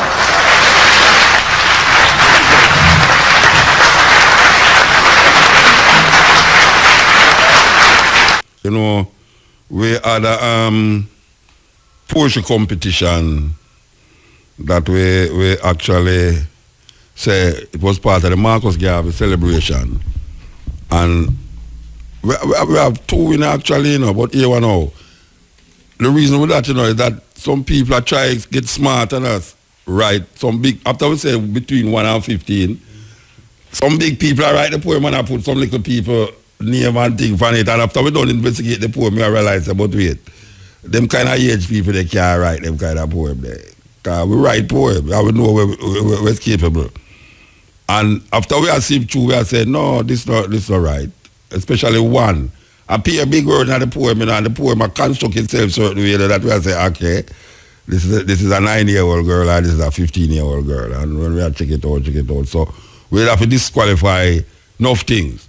So we don't have a third place winner. But we have 2 winners. The first prize we tell you is $10,000. And the second prize is $5,000, which Tony does tell me that she will provide it because she don't have to pay rent for the next 5 months. Roundway. So we have on the line here Gideon Thompson. Okay. This is the name of the writer. The name of the writer. The name of the writer here. Good afternoon. Good afternoon. This is Gideon Thompson. Yes, sir. You go to Arden High School. Yes, sir. Okay. So tell me now, when you hear about it, you started to go about writing a poem immediately, or you wait a little while, or you go about it? It took a little while. My parents did encourage me to write it. And you write it in a Jamaican patois dialect, right? Yeah. Why you do that? Because I always talk in a patois, and most of my poems them in a patois. Oh, so you write poems all the while? Yeah. So you recite them somewhere? Which part you recite them? Tell me. Or you just recite them to your friend them? Sometimes I just write them because I'm primary school. They used to have this award ceremony, and sometimes they will call me for perform. Okay, all right. So you want to know, say, are you win the prize, the first prize? Yeah. Who tell you? Them to tell you already before you come up on the air? Yeah, my parents did tell me because them they call them. All right, so you're going to come down here on Sunday? I'm not too sure yet, but hopefully. Well, you know, we had arranged and planned that the first prize and the second prize and the third prize winner would not only get a chance to perform the poem, but also receive the $10,000. Yeah. So I don't know if it is feasible to make a trip here if you get $10,000. You prefer to stay, and then in a later time we see how we can get the $10,000 to you. All right. But we actually wanted you to read the poem still. All right. You going to read the poem now? You want me to read it now? Yeah, man. I want you read it now. You know, so I like how you talk already. Believe you be. Yeah, I want you read it now. You have a copy of it? You want to read it now? You have a copy of the poem in front of you? No, I kind of know it out of my head. You serious? All right, go on. I long poem, you know. All right, go on, let me hear it then. Let me see if you answer the right thing. All right. If we did have follow Marcus Garvey today, the whole of the world would have never gone astray. Born in St. Anna in August 1887, Marcus Mazara was the youngest of 11. They never want him to play with the white girls, same knowledge and education surpass the white world. To tackle racism, that was his plan, to bring back a country to its roots and redemption. At the age of 14, he found work in a print shop. The Watchman he published for his writing never stopped. He organized the UNIA, One God, One Aim, One Destiny. That was his words to say. He started the Black Star Line Shipping Company so blacks could reunite with their black nationality. His first wife was Amy Ashwood, and they separated in 1921. And then came along his second wife, Amy Jakes, who was a forward-thinking woman. Ashwood was a Pan-Africanist where he spent 3 years in Liberia and helped to form the International African Members of Abyssinia. Jakes was an excellent speaker and spoke so well that many audiences were influenced by her. She edited and published the philosophies and opinions of Marcus Garvey so blacks could reunite with their black nationality. She edited and published the philosophies and opinions of Marcus Garvey so they could get a better understanding of him and his ideology. He died in 1940 and is a world-renowned philosopher. That's why he is the first national hero of Jamaica. Beautiful, brethren. Believe you me. Beautiful, beautiful, beautiful. I know me I follow every word where I say on the paper. Yeah. To the day I look to see if you make any error to it. To the day I look at and say, all right, we can say people can say that lie. We can say, all right. So that's wonderful, man. That's wonderful. So, yes, you win $10,000. And I know so that's supposed to be nice now because school's so open. Yeah. Yes. So, as I said before, it would be nice if you could come to IRFM on Sunday. But if I would like to come in. yeah, but if you cannot come, it's still me. You're still going to get the $10,000. But we'll love to hear you say it pan live in front of several thousand people. That's all right? Yeah. All right. Give thanks, yeah?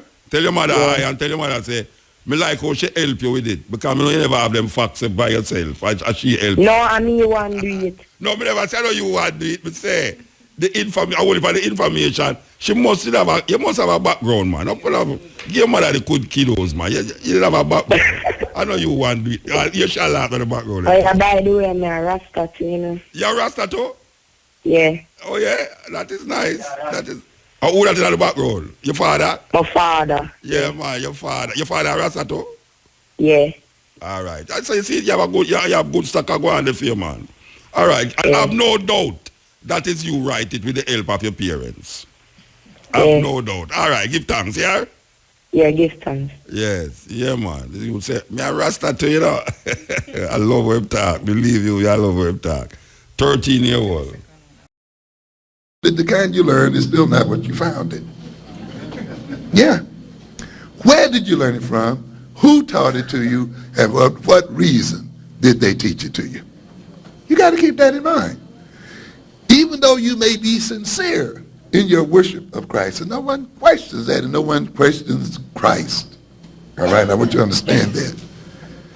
That does not mean, though, that your sincerity cannot be used as a base to manipulate you against yourself and to manipulate you against your people.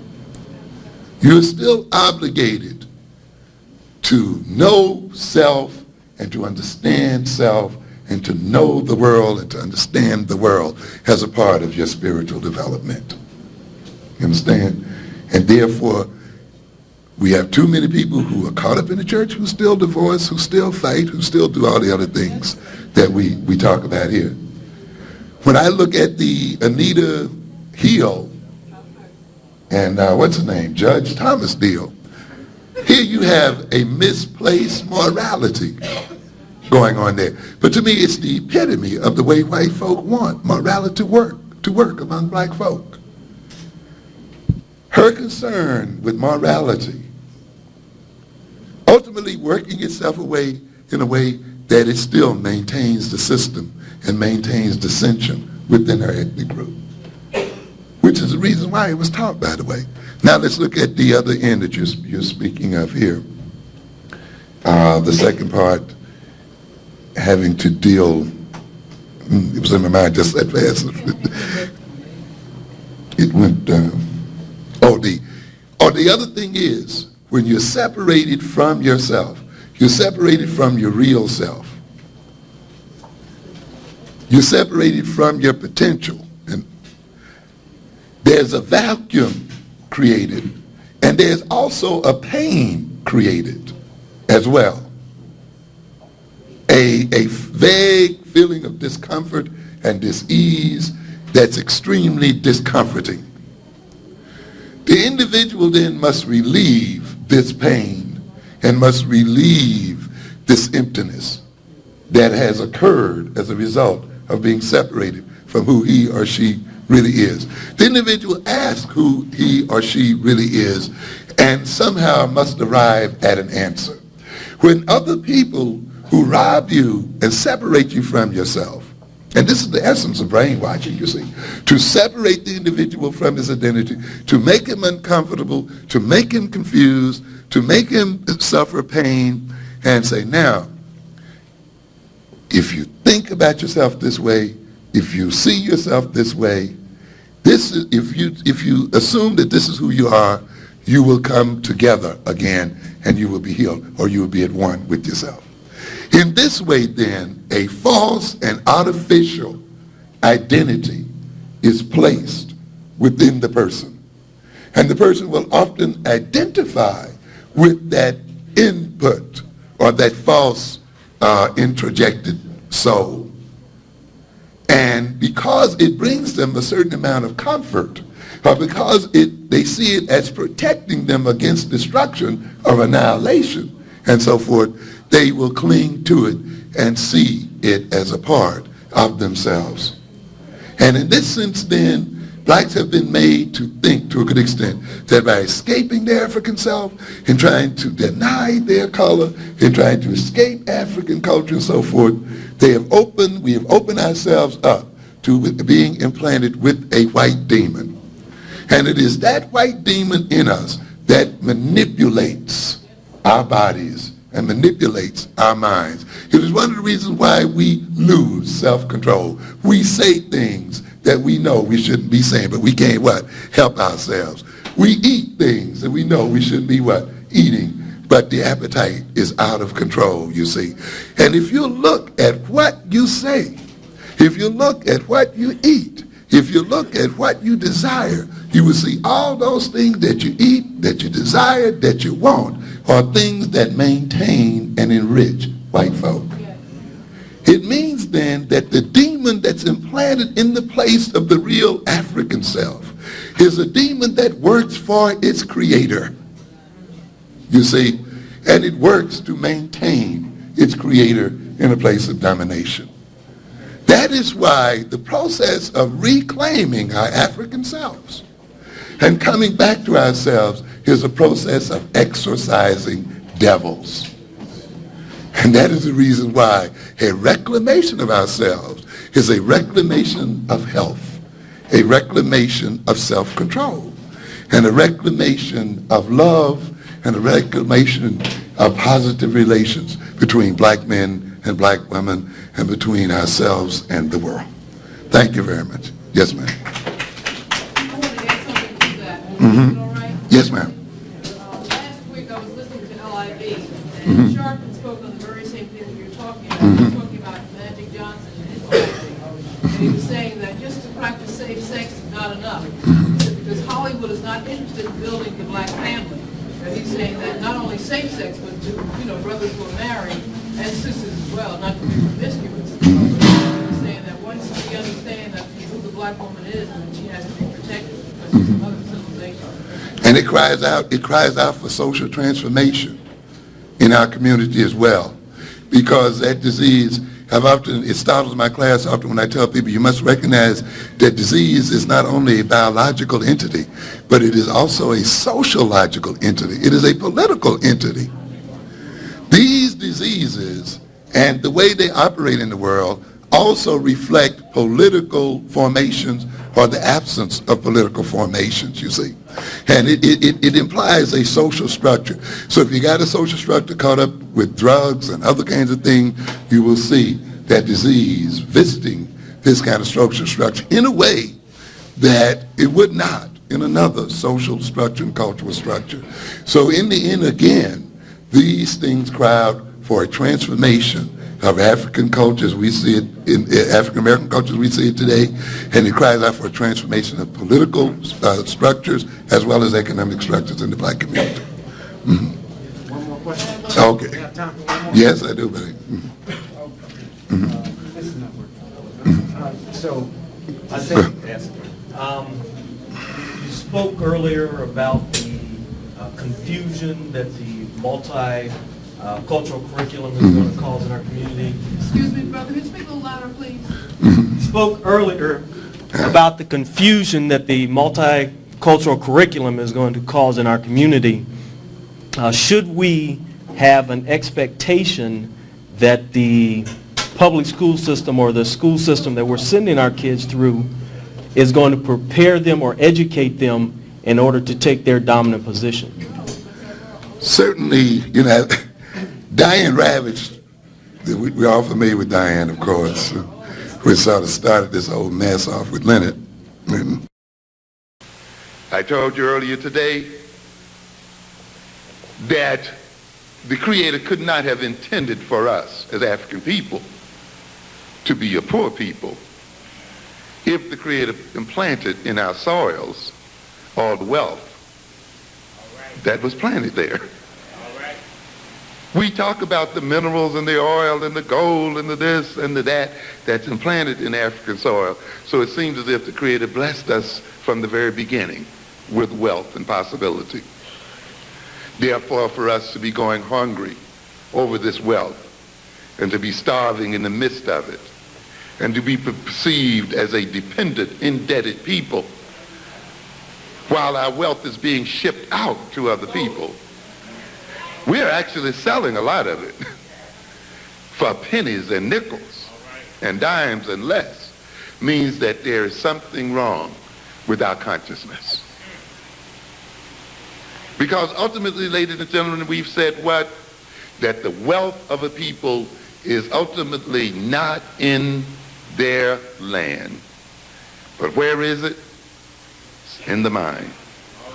The wealth of man is in his mind, in his consciousness. You got to look at it. And we mentioned the example of Japan. No mineral wealth to speak of whatsoever. Nothing at all. A nation, by the way, which is totally dependent. Of course, we get things backwards, don't we? We see ourselves as depending on Europeans when the reality is the other way around. When they depend on us and our soils and our people. We have to be backwards in order for this situation to be the way it is.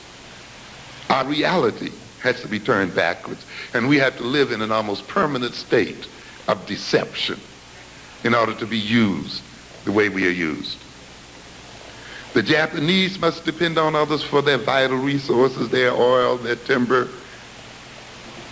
all of these things that they use to create their technology and so forth is taken from the soils of other people and then sold back to them.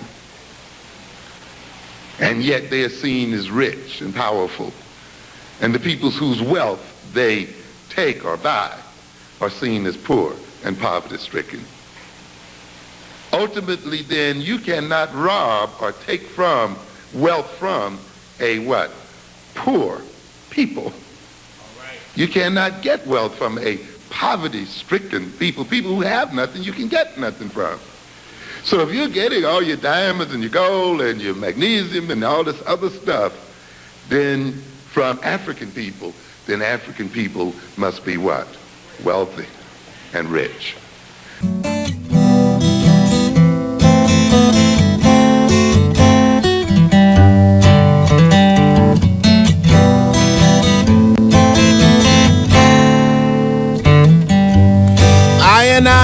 I know.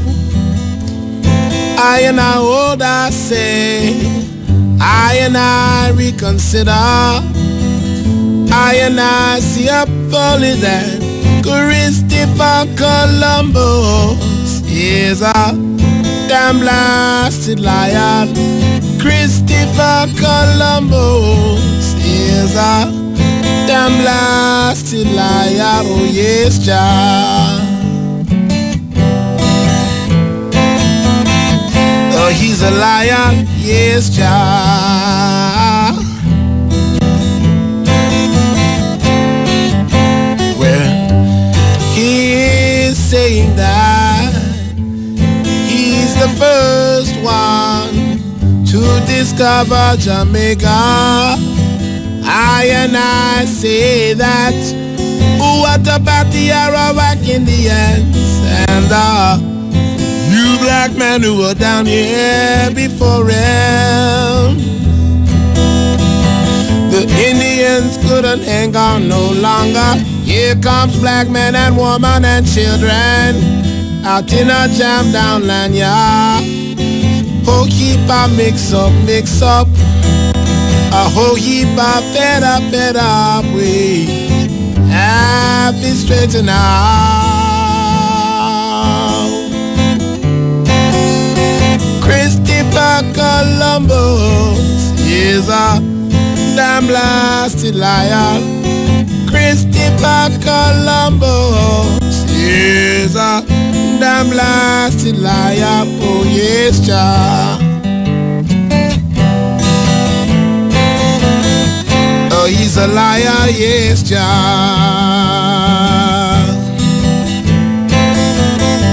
Oh, he's a liar, yes, Jah.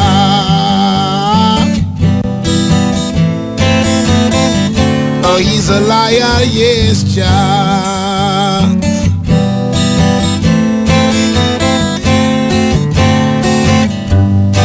and I longing to go home. What a long way from home. Within a red, green, and gold robe. Well, come on, 12 tribe of Israel. Come on, 12 tribe of Israel. Out of jam down land, yeah. Oh, heap up, mix up, mix up. Heap up, fed up, we have to straighten out. Christopher Columbus is a damn blasted liar. Christopher Columbus. And now, our feature presentation. It was Elaine Thompson who delivered the performance of a lifetime. Here we go. Dancehall DJ Vybz Kartel and sprint superstar Usain Bolt are both huge fans of each other. The incarcerated DJ has just released his new Usain Bolt, Elaine Thompson, and the Jamaican Olympic team tribute single titled Win. Amidst all the gold medals Team Jamaica has achieved in Rio, Bolt cemented his place in track and field as the undisputed greatest of all time. After winning 3 consecutive gold medals in the 100-meter sprint, the sprint superstar is currently getting ready to hit the track once again to win his 3rd 200-meter Olympic gold medal later tonight. A line in the newly released song from Vybz Kartel says, and I quote, "We go smoke, we go drink, we go party, we go pray for glory, we go win, we go fight, we go win, we go fight, but we go win." We understand the DJ, who is currently serving time in prison, is planning to release more new singles by the end of the year.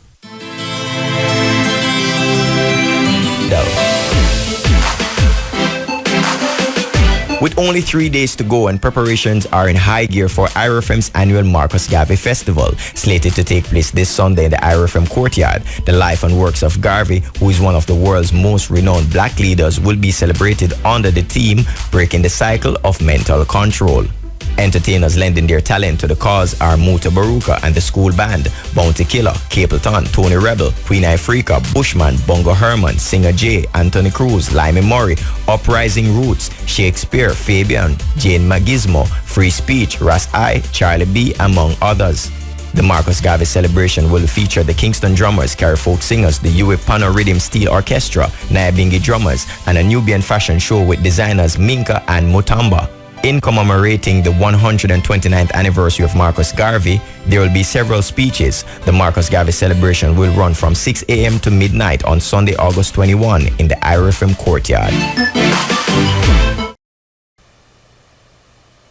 To the course, that's Dr. Amos Wilson. Let's give it up for Dr. Amos Wilson. Thank you, thank you. Thank you. Thank you. Thank you very much. Thank you kindly. Thank you. Thank you very much for your warm welcome. It's great to be back here with you again this evening. It's been a while, and I always appreciate coming and being with you. And, of course, appreciate your support. And I know each time I've been here, I've promised you about our next publication, but it's definitely on the way. All right. We are definitely now expecting to be out in November. And of course, each time I talk with you, the book gets larger.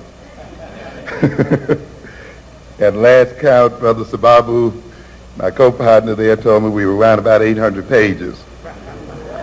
So we're going to try to split it up for you, maybe 4 and 4. Give you some good wintertime reading. But then in a way, it's when we recognize that we are as complicated as any other people. And one of the things sometimes we underestimate the degree to which we must address ourselves as a people. And too often we have people who think that our issues and the things that we have to deal with can be described in 25 words or less. And that, and so there are people who think that we are small people and small-minded people, so they don't have to write sometimes some sizable material. If other nations and other people require libraries to deal with their issues, so do we. And the interesting thing about the upcoming book is that with that 800 pages, it's basically a survey looking at various areas of life. If you recall, we've titled it Blueprint for Black Power. And we are essentially then trying to lay out a blueprint, a prescriptive book. Now we are coming into more and more into prescriptive type of writing, laying out very practical kinds of steps and very practical methods for achieving what it is we must achieve as African people. This means we have to cover a lot of territory. We are covering psychology, we are covering, of course, history, sociology, a great deal of political science, a great deal of economics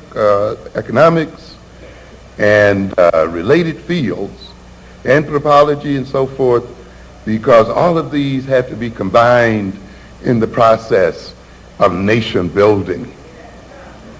And this is what we really have to be about, is the process of building a nation as a people.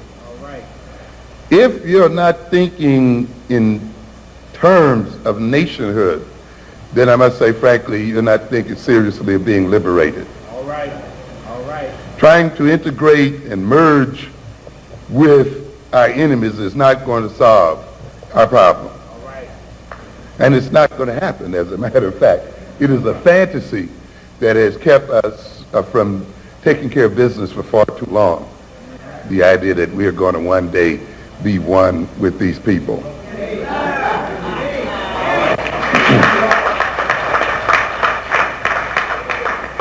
That we're going to merge into invisibility with these white folk. And even if that were possible, we should question our motives for wanting to do so. You know, why would you want to merge with the world's greatest criminals and thieves, with the people who have the worst values the world has ever known? It amazes me sometimes how we can hear some of our parents telling our children we want to be just like them. Yeah. It's a joke. It's an insult to hear Dan Quayle or to hear President Clinton come and lecture black folk on values.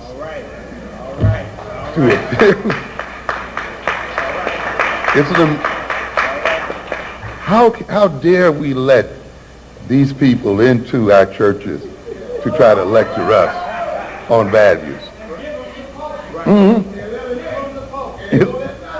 It's an amazing situation to try to talk to us about values, to try to talk to us about population control. Another joke. Yeah. The first thing we think about when people talk about population control is the overproduction of African people. You know, so-called third world people. As I said, we can solve the overpopulation problem quickly if we could reduce the European population drastically. Mm-hmm. Yes, and people, of course, as I tell you, this world has to always be backwards, you see.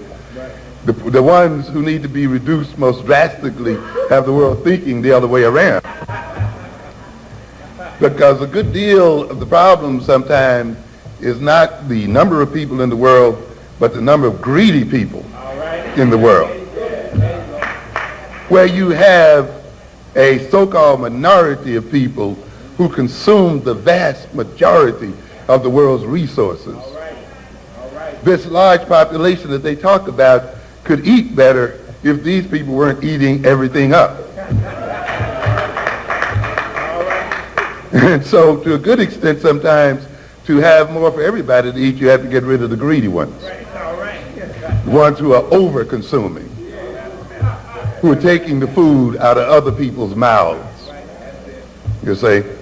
But here you have the people who rob you and take everything you got and then say, you don't have enough to support yourself. You know? And this is the kind of joke that we got going at here. And we're going to come back to this issue of values. But we're going to talk a little bit about African-centered consciousness, personality, and culture as instruments of power. Because ultimately, this is what this whole struggle is about. Power. Not loving one another and all those things we hear. Power. And to a great extent, the problems that we are confronted with today as African people in America flows from our powerlessness or our inappropriate use of power. We've been made to even talk about it. We've been made to think that power is sinful and that to pursue it is a sinful pursuit and that it's wrong. But you cannot exist without power. Without power, there is no life. A battery without power is dead. You need power to act, to behave in the world, to deal with the world. And consequently then, we must interpret what we are about in terms of power. And we have the power, ladies and gentlemen. We have the possibilities. We just need to reorganize ourselves, reorganize our consciousness and our personality and our culture, and see them as instruments of power, and use them as instruments of power to transform our situation. In his latest interview, Julian Assange hinted that a murdered Democratic National Committee staffer could have been a source of information for WikiLeaks. Whistleblowers go to significant efforts to get us material and often very significant risks. As a 27-year-old works for the DNC who was shot in the back, murdered just 2 weeks ago. That was just a robbery, I believe, wasn't it? No. RT's Issa Ali has been following the story for us. Julian Assange, the head of WikiLeaks, once more earning the ire of the Democratic Party in the United States. This time he's offering money for information into the death of a young staffer. And he's used his official Twitter account, or the official WikiLeaks Twitter account, to offer $20,000 for information into the death of Seth Rich. Now, Seth Rich was 27 years old when he was killed. He was the DNC's voter expansion data director. He was shot twice in the back. Now, the police have said that his killing could have been a robbery, but none of his personal belongings had gone missing. There have been no witnesses, and there were no suspects either. So that's led to a flurry of theories online that people saying that he was possibly the one who leaked these documents, these emails, tens of thousands of them, and that he has somehow been killed perhaps as a result of it. Now, that's not what Julian Assange is saying. He himself is merely offering money for any information into Mr. Rich's death. But those are the theories online. But we've seen other theories regarding the leak of these emails. There have been many conspiracy theories saying that Russia has been behind these leaks and that they were the ones who leaked these emails. And that narrative has even found its way into some of the most prominent Western media outlets. As to those emails, the numbers of them, there were over 19,000 emails, 8,000 attachments, and they were from some of the highest people in the Democratic Party. And also we've seen that there have been other leaks, not just WikiLeaks, who have been leaking these kind of documents.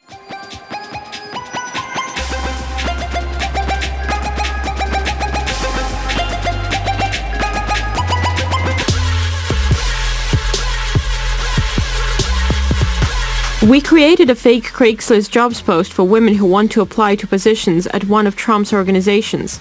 Since we will be pitching this, need your approval, please.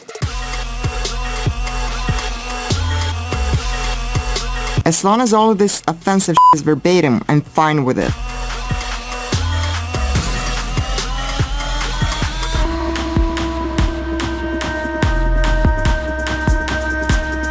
I am very proud of being Jewish, and that is an essential part of who I am as a human being. Can we get someone to ask his beliefs? Does he believe in a God? I think I read he's an atheist. My Southern Baptist peeps would draw a big difference between a Jew and an atheist. Amen. Congresswoman Debbie Wasserman Schultz, the chair of the Democratic National Committee. If elected president, she would not be reappointed to be chair of the DNC.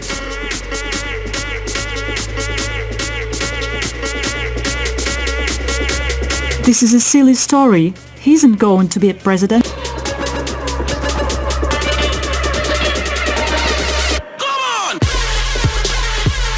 I'm speaking with the editor tomorrow before they post anything.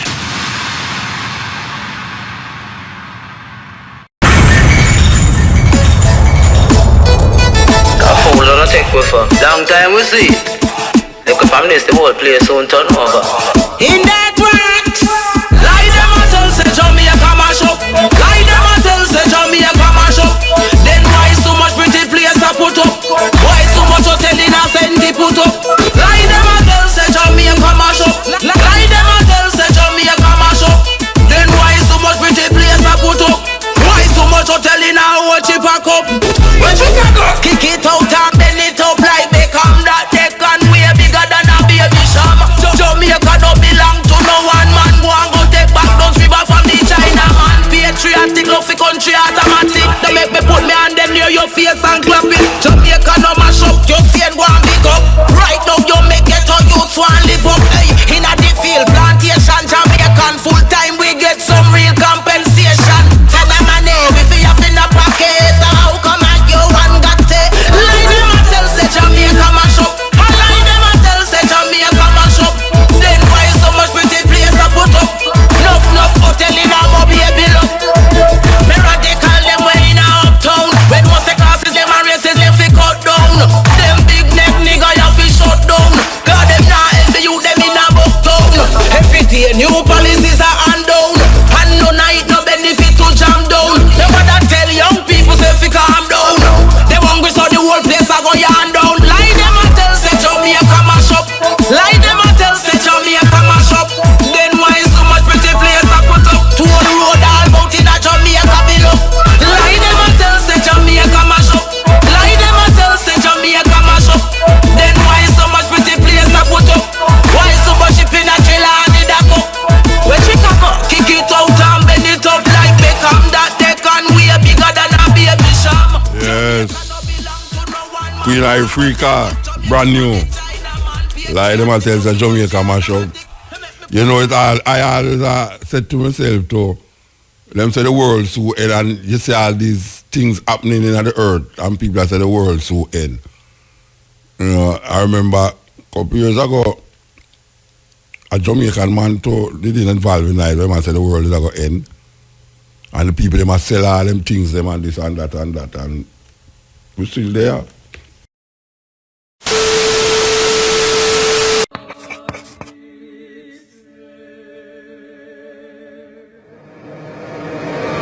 You know, it's interesting about the word Illuminati and how it is really caught on with the younger generation and the way in which the word is being used. And when we look at the origin of the word and we look at the concept of it, when we're dealing with the Illuminati, we're not dealing necessarily with an organization. We're dealing with a group of people who had sat at the feet of Africans, who we call the Moors. As the years went on, the people caught on. The peoples of Spain and parts of France and Europe caught on to this new way of living.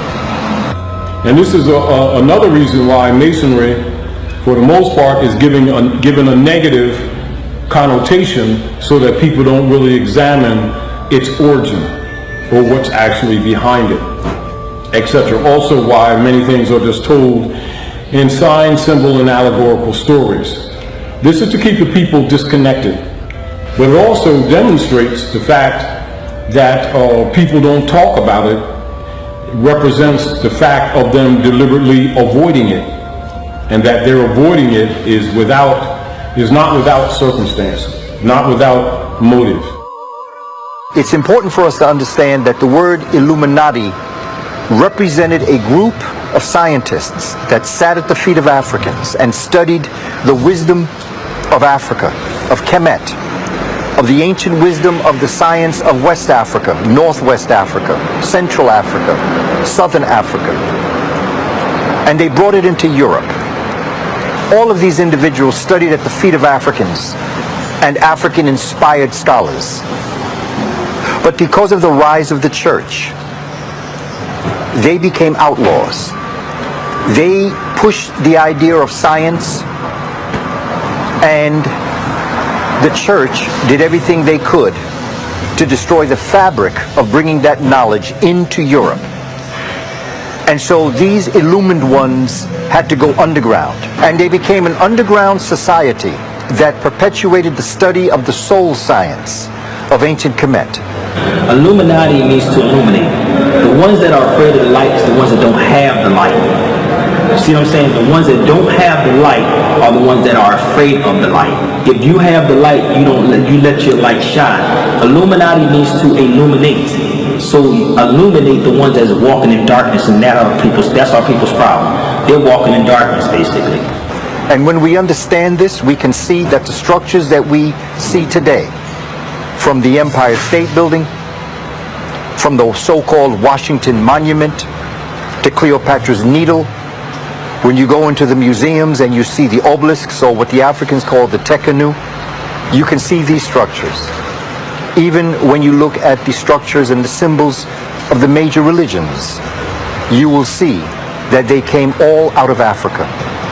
Whether it is the crescent moon and stars of Islam, whether it is the inverted pyramids that was known to the ancient world as the Star of Ast, now known as the Star of David, sacred symbol, whether we are dealing with a cross, we are dealing with African symbols.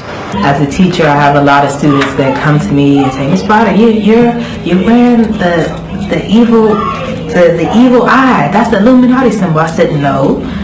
This is an ancient Kemetic symbol that existed thousands and thousands of years before any concept of Illuminati as it relates to the European or Caucasian.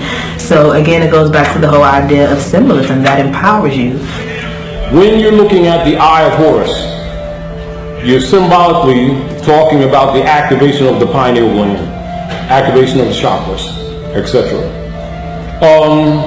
So the activation of the chakras is referred to as nirvana, the ascension, kundalini, etc., etc. And you have to keep in mind, one of the things that Europeans have always done has been to steal our legacy or our culture. Now, because they have a negative agenda, you understand, with Adam Weishaupt, etc., and they set up the Illuminati, that's really, they're taking the honor of ancient Asiatic African culture of spiritual, or what you'll call the body development, and the activation of the pineal gland, and put a what you call negative spin on it. They were talking about trying to gain power and control. Every generation and every community, there's somebody trying to gain power and control.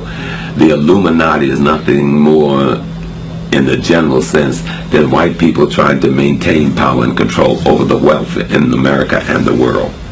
And music produces trillions of dollars every year. And somebody wants to control those monies and direct it to their community's interests, and not your meaning the black community interest. Who's going to get the rewards and the capital from the music that's being produced out of the consciousness of black people across the world? And they've played us for almost a century now in regards to our music. And we have enriched their communities beyond measure. And yet we still try to look at them in some box called Illuminati, see them for what they are. Keep in mind that for persons to rule and to really be capable of exercising such powers, they must know the real truth of the human condition. Thus, this is again why all persons in positions of power must be Masons. It's the lawyers, it's the judges, it's the politicians, it's the school teachers, it's the union head, it's the doctors. They're incomplicit with one another around the subjugation of black people, just as they were in slavery. It wasn't a group of little white folks on the corner doing slavery. It was the entire white population involved in the process in different levels. And that's the same thing today with using our music as another form of enslavement. And knowing that music creates human beings, meaning that music creates the consciousness, creates the information formulation that human beings use to make decisions. And so by controlling the lyrics, by controlling the dialogue in the music that our psyche absorbs, because it comes in a vehicle of African rhythms, they're able to still subjugate us as they did physically in slavery. And hip-hop freed us from a lot of that, and it's still freeing us. But the brothers and sisters in the hip-hop industry must elevate their consciousness so they don't get bamboozled and fooled to think this is them or about them, about them.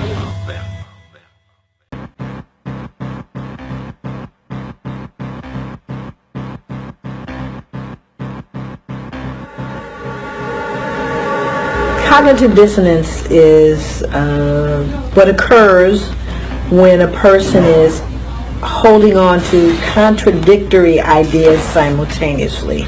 Ideas like, we really honor and uphold notions of freedom and democracy. It's true, you know. And at the same time that this is being espoused, committing literal genocide against Native people in America, and enslaving generations of people of African descent. That would be an example of a conflict that is going on that has to be reconciled internally. As we look at institutions, as we look at how people move through the world in America, in other words, how do you espouse these ideas of freedom, and at the same time you are demonstratively doing something opposite of that, and in fact committing acts that are no less than barbaric as it relates to oppressing people. So, this is the dissonance. Cognitive dissonance is when you have been conditioned to think, feel, and behave in a certain way. You've been socialized. I've got the busiest job in the whole world, American housewife. He gets teeth much whiter, you can see. Special. For whitening clothes, Blue Cheer is different. So clean, so white.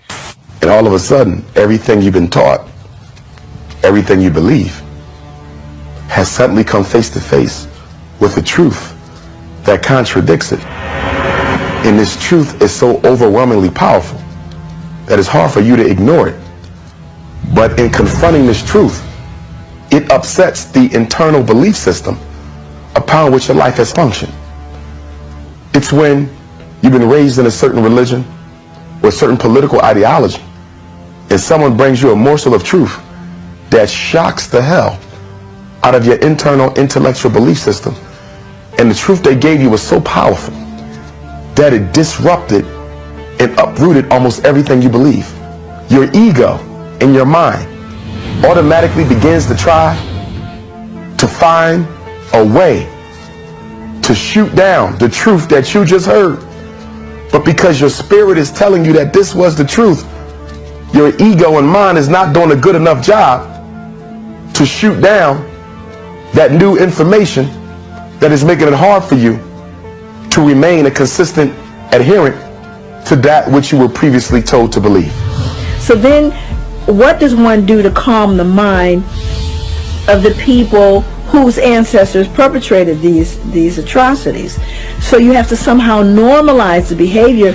In other words, make somehow the idea of American chattel slavery for 339 years somehow seem an okay thing to do. Because imagine 339 years of being told, oh no, this is okay. The problem is them. The problem is we were benefiting them, or we were helping them, or whatever rationalization they receive. So when they get this information now, the jolt is, well, no, that can't be true. They do not want to accept the reality that processing that information would bring about. And so white folks suffer, and Dr. Jeffries is the first one I heard use the term like 30, 40 years ago, that white folks suffer from cognitive dissonance.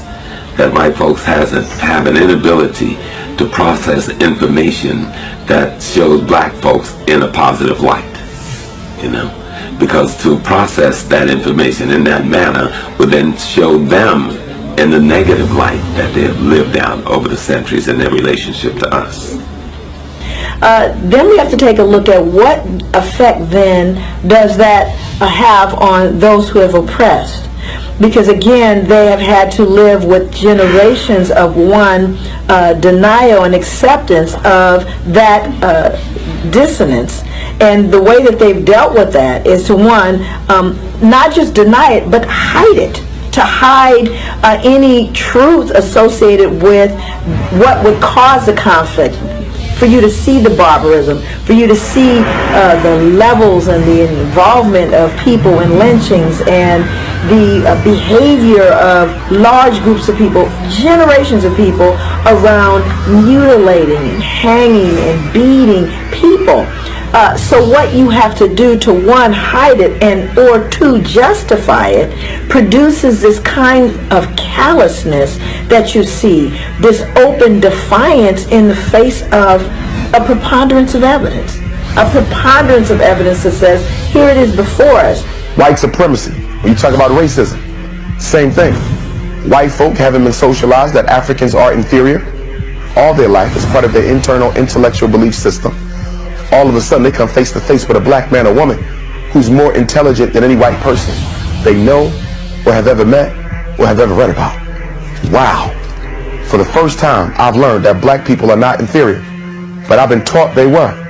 And coming from a culture of white racism and supremacy, I have to rally my psychological resources to come up with an excuse or justification for just how this black person was able to be this intelligent. And to give you an example of how the ego and the mind will combat the cognitive dissonance, for example, it will rationalize the intelligence of the black man. It's when the white person tell themselves, there's always exceptions to every rule. Yes, he was smart. Yes, he was very intelligent. But that's only because there's exceptions to every rule. Most black folk are not that smart. Most black folk are not that intelligent. You're not likely to come across a lot of them. And so it becomes more easy to tolerate when you come up with a justification, when you come up with a rationale for why you're experiencing information or circumstances that are in direct contradiction to what you've been taught to believe. So their perspective is, well, you must be not telling the truth because we're benevolent, we're good, we're kind, which was what had to be fed for generations in order for people to somehow normalize, well, again, what results in being pretty much barbaric and horrific behavior. In the end, it probably will end up with mixing socially. And you will have, well, I think their aim is mixed marriages and becoming equal with the whites. It's the subject that's talked about all the time. And as far as accepting them socially, if that's what you mean, I could never do that. In recent times, we're seeing all of the videotape footage of police use of deadly force. The police use of deadly force is not new, but there's a preponderance of evidence that is showing it now, which is producing what? Dissonance. It says, well, this can't be true, even in the face of it. Even watching it, they go, this simply can't be true, because you are now looking at least 300 years of denial that anything wrong has happened, that these people of African descent got anything other than what they deserved. And so now in the face of the entire globe looking at this and saying, no, this is not okay. And really it's sparking, I would venture to say, some incredible anxiety. And not only anxiety, but a large degree, a large dose of paranoia For example, in Portland, Oregon, in 2014, right in front of an immigrant refugee organization in Portland, Oregon, there's a group of white people standing with a banner which says diversity equals white genocide. This is 2014. So I think that those, in terms of epigenetics, we're looking at people who are absolutely losing it. The fear, because again, they're not looking at the behavior that has been exhibited towards people of color as being anything other than what, of course, people of color deserve. But now they're beginning to see that not only is that not true, but you're not going to be able to continue to do this without the entire world looking on and holding you accountable for that. Okay, so with the poetry competition that we say, we're saying that Marcus Garvey poetry competition in part of the celebration to Marcus Garvey Earth Day. We have our next winner here. Shah, she name? Brittany Shah? Brittany Shah. Okay, here goes. Good afternoon. Good afternoon. Good afternoon. You are Miss Shah? Brittany Yes, Shah? I am. Brittany Shah. Which school you go? Pardon? Which school you attend? I'll be attending Immaculate Conception High in September. Come again. Talk away from the phone. I'll be attending Immaculate Conception High in September. Oh, you're going to? Yes. All right. That's beautiful. That's beautiful. How much pass you have? Pardon? How much pass you have? How much? Eh? You never take? I'm not hearing you. You never take GSAT? Yes, I took GSAT. Yes, I'm asking you how much passes you got. Yeah, I got 100 in math, 98 in social studies, 95 in science, and 93 in language arts, and 12 in computer. Yeah, you're going to turn teacher. You're going to be a teacher up there, man. All right, so you wrote this poem, Marcus Garvey and his two wives? Yes. That's what the poem name?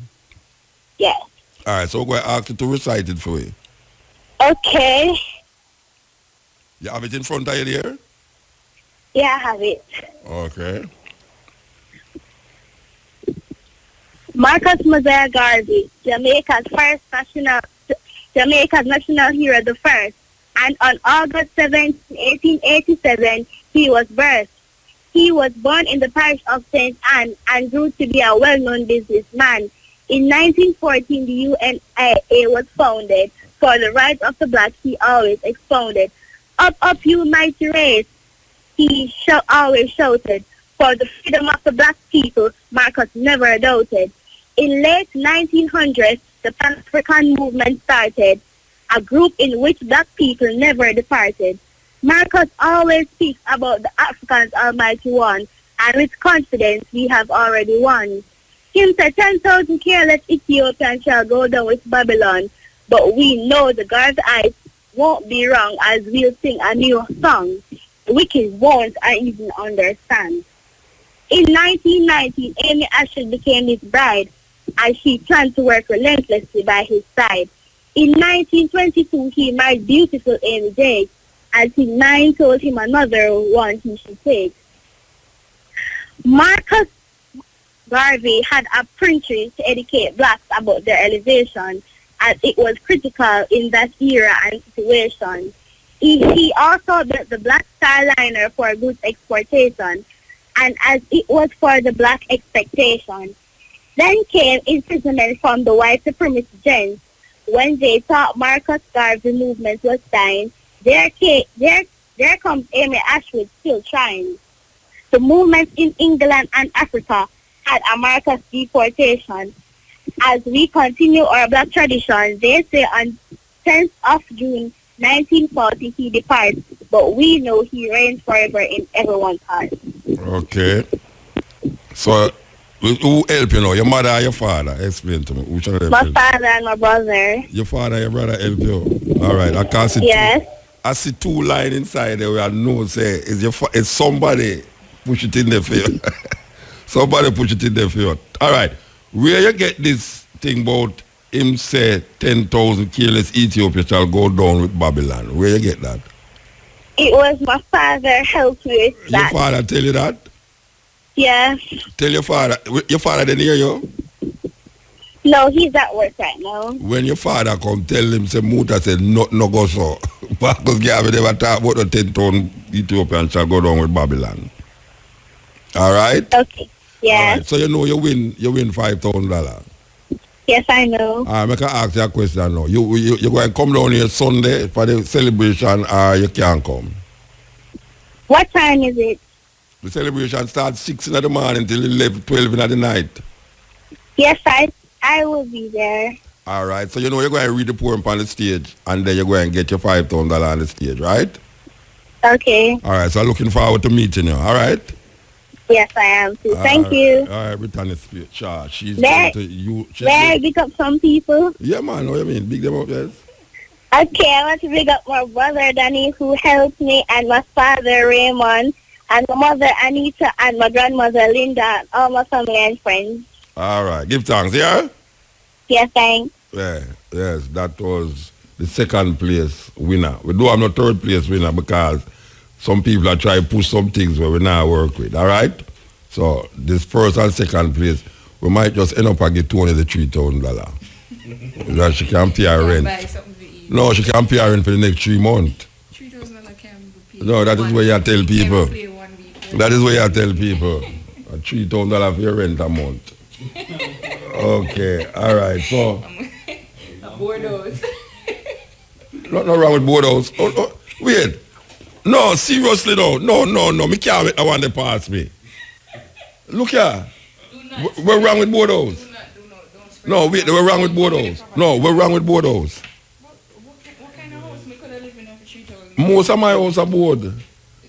Most of my house when me own a board house, a board make it. That's only young people think about board. Watch out, let me tell you something. Let me explain something to you. No, let me tell you something. This is not joke business. You ever hear about Malibu? You ever hear about Malibu in California? Mm-hmm. All right. Malibu is where all not all, but it's mostly rich people, movie stars and sports people live in a Malibu. And let me tell you something. Most of the house them there is board make them. Board make them. Eh? Another type of board is shelter. No, but board, what do you mean? Board. It's only look on board, you see. I can tell you something about Jamaican people. Yeah, I can tell you about Jamaican people. Jamaican people feel, say, if them live in a board house and they're going to make concrete house, they move up. It's foolishness. It's foolishness. Me have a house down at Treasure Beach and a board make it. And it's like a landmark in a Jamaica. You see it? Yes, but they couldn't pay $3,000 a month for it. No, what may I say? It's board house. It's only look on board.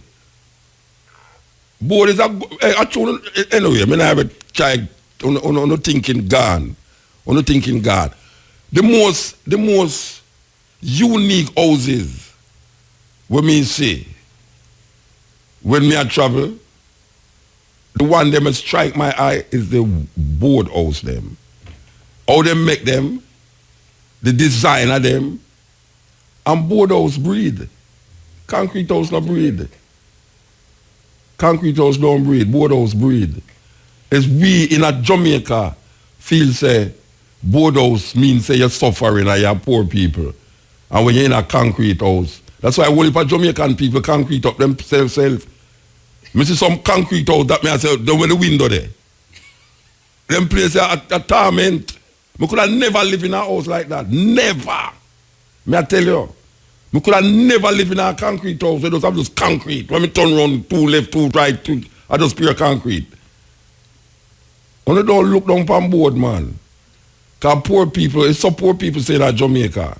Poor people feel say, oh, board house. No, I'm in a board house. And you are talking like say, you couldn't live in not a board house, you couldn't have paid $1,000 feet. That is a joke. But you see now, you make the joke turn into something was deeply embedded in you about board house.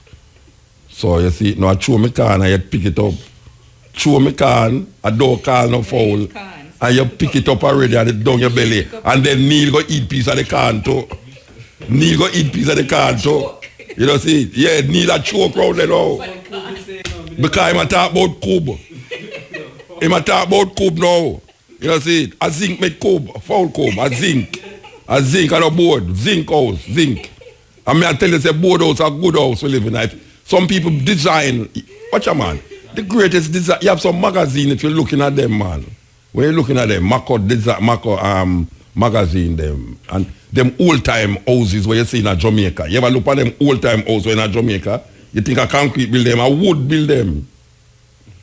I know cement and steel build them, a wood. The best looking house them, the old time looking house them in Jamaica. I know concrete. Black people have the mentality about wood. Black people. Them feel say wooden house are sufferation.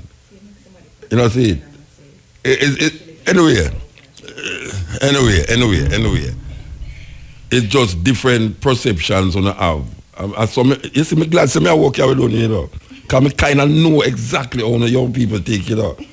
I know how to take, believe you be. Sometimes I sit down at my yard and I say, you know, I'm glad I walk at a pure little mosquito in the studio with me. Because me that dinosaur. Me a dinosaur and them a mosquito. Believe you be. A local group of pastors is now demanding a judge accused of making inappropriate racial comments to step down. If he doesn't step down and he's reelected, then it's going to be another serious problem happening in this community. That was part of the message, demanding that Judge Mark Halsey III leave the bench. We first told you about the derogatory comments he's accused of making towards women and African Americans on Wednesday. Action News Jack's Larry Spruill is live at the Duval County Courthouse for us. And Larry, those pastors call the accusation serious, and they tell you they want action now. Tanika, those pastors tell me they're not going anywhere unless the judge either steps down or removes himself from the bench. Why should he step down? Because he is a judge. Pastor Frederick Newbill with First Timothy Baptist Church, along with more than a dozen local pastors, stood up front and center. Their message loud and clear. He must be removed from probate. We don't need him on the bench. The Judicial Qualifications Commission found probable cause to bring formal charges against Judge Mark Halsey III. He is accused of inappropriate behavior towards staff and making derogatory comments about women and African Americans, according to the JQC. The report claims Judge Halsey referred to lead staff attorney as the B word and a C word. He also made racial statements about black people in 2011, stating they should go back on a ship and go back to Africa. But Wednesday, a group of black attorneys defended the judge. If anything should show the type of person he is, the meeting of us together today exemplifies the type of person he is. How can 10 black lawyers from this community come forward and says, you know, he's a good man? These pastors call the accusations serious. We will not go away. I promise you that. And those pastors tell me they will protest outside this courthouse if need be, unless the judge steps down. Reporting live outside the Duval County Courthouse, I'm Larry Spruill, CBS 47, Action News Jacks.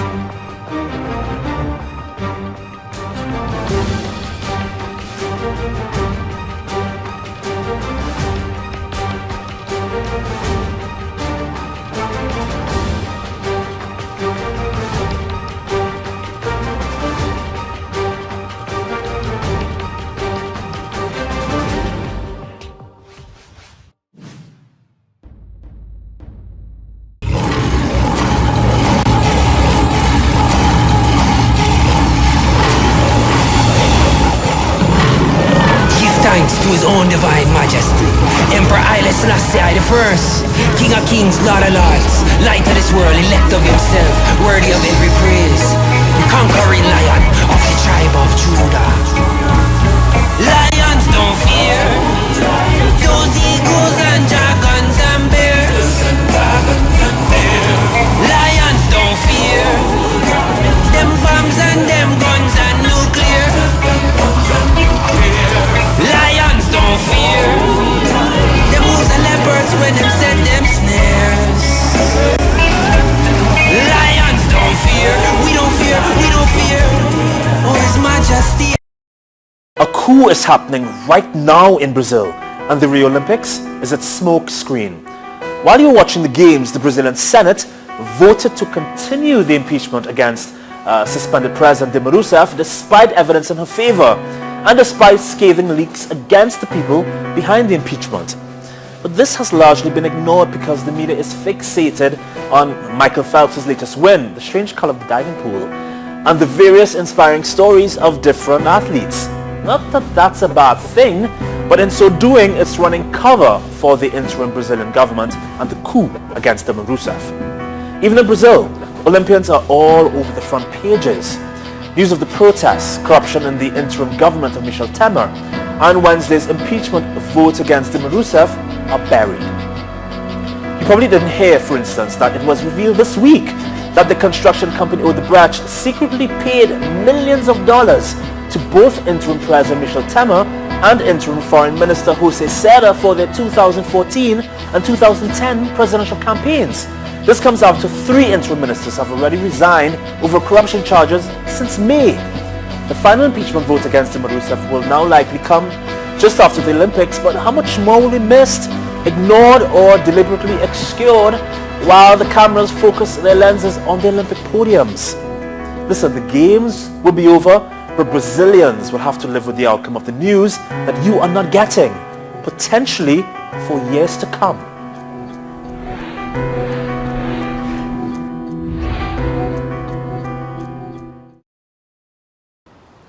This Tuesday, the Honduran National Bar Association celebrated its 100 years. At the same time, 3 lawyers were murdered. Since 2010, more than 100 lawyers have been killed in Honduras. Lawyers work in very difficult conditions and also have to face violence and impunity. Lawyers have 800 cases per month and they can't manage everything. So why they are killing us, I think, has to do with the intolerance that is reflected in the culture of this country. Kevin Ferreira, Freddy Mendoza, and Carlos Alberto Mejia Lopez were violently assassinated, and their murders will most likely stay unpunished. According to the country's Human Rights Commissioner, 94% of cases are not investigated. Last year, Congress approved the Lawyers and Journalists Protection Law that could help law enforcement respond quickly in the case of threats and will help improve investigations.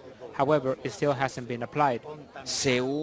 According to estimates from the Finance Secretary for the Center of Protection of Journalists and Lawyers, a budget of 10 million lempiras, less than $500,000, international cooperation will give 5 million lempiras, and the government just has to put 4 million lempiras. And because they haven't, this institution isn't working, and it's a shame that there are still journalists being murdered as lawyers and human rights defenders. The Honduran Lawyers Bar Association recognized Honduran President Juan Orlando Hernandez for his role as a lawyer, even though he has made nothing to approve the law that would help his colleagues.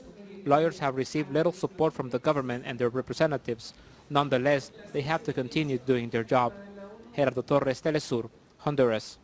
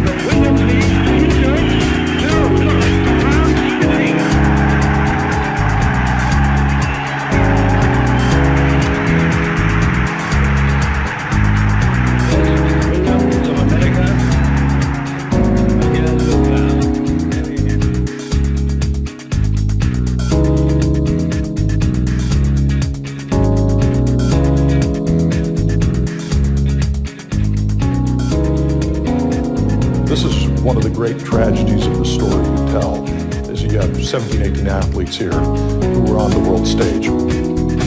One of them is remembered.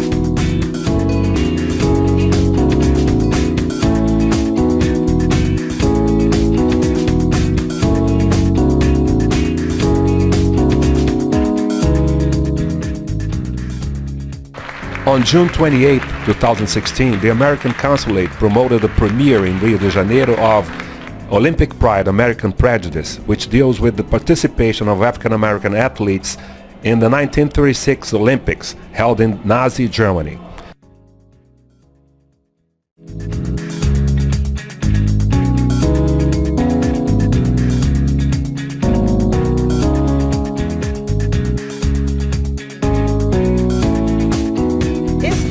É estouro, porque ele nos surpreende do início ao fim. This film is fantastic as it surprises from beginning to end, because it tells us an untold story, something that is unknown even in the United States and much more here in Brazil, but also because of making us think about mankind, how African American athletes could live an experience of equality in Hitler's Nazi Berlin. So they came from a reality of deep racial segregation, of hard prejudice, while in Germany they lived an experience of equality, of staying in the same environments, eating the same food, receiving the same medical services as white athletes and athletes from the whole world. It makes us reflect on how much we need equality under all sorts of political regimes. Sometimes we think democracy implies equality, while authoritarian regimes imply inequality, when it actually is about human capacity to create sympathy and links of solidarity. I think that's the great message of this fantastic movie that all Brazilians should watch and reflect about.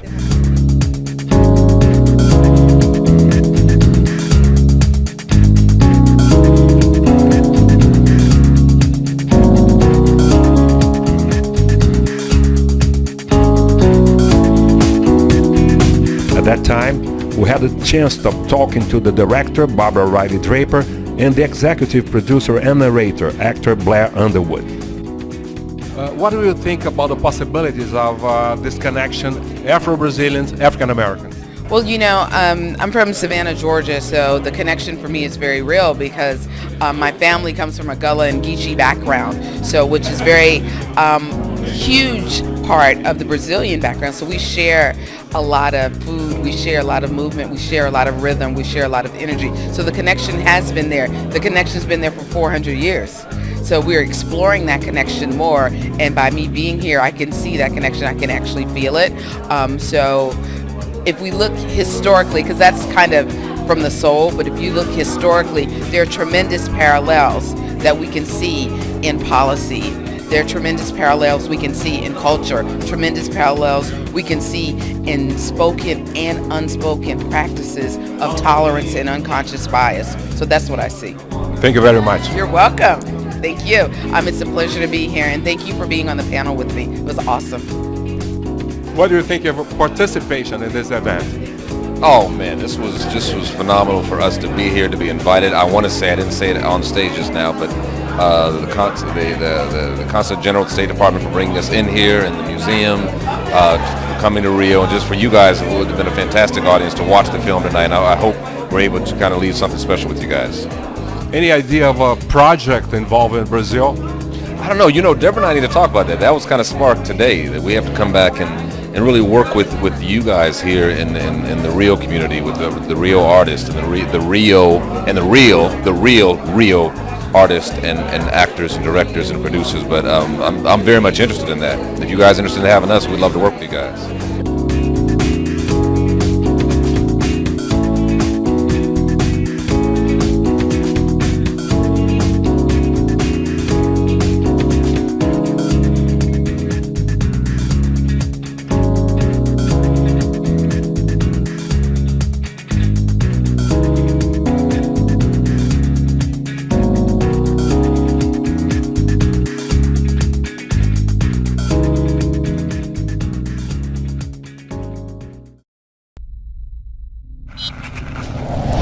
You know, me just thought about Woodhouse a while ago, and something else comes to my mind about mattress, Kaya mattress. And cheek. So me I thought about some work with whole heap of mosquito inside that, so me I try to figure out, I shouldn't say mosquito, but I said chink. Hey, chink, I was serious thing that your mattress, you know, believe you me. When you sit there with my granny, a mattress full of chink. And them have the chink powder where you go at pharmacy go buy, you know. And spread it out and make it sneeze like what.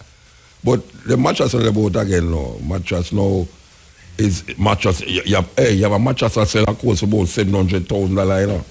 You hear what a mattress say? Oh, it can, but it can't fly. No, it must carry a guy when you sleep on it, believe you me, $700,000 for one mattress, you know.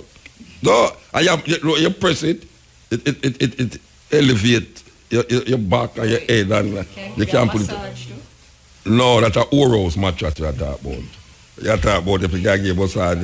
You have bed in a Oros you give massage. That's a hotel. It give massage. Sir. Anyway, we're there with you. We're there with you. All right. Where we there? We done the poetry thing. We just want to remind the people them now. The Marcus Garvey celebration this Sunday from 6 a.m. to 12 p.m. right here at IRFM. We are hoping to see everyone. I mean everyone, because it is a day full with all different things. May I tell you? It is a feast of knowledge and feast of food and culture. And may I tell you, man, I want you look Cabo on our team, you know, for really work on this thing so much, you know. May I tell you? Work on it.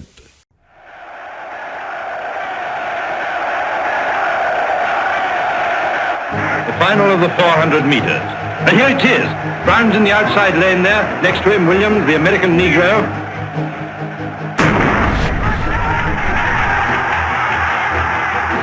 Brown's going well, but he's leaving it too late. That Negro's dangerous. Going into the bend. Williams will drive it home before they get into the straight. Brown's got to fight for it now. The Negro's got him. 20 yards from the straight. Williams is ahead. He's going away.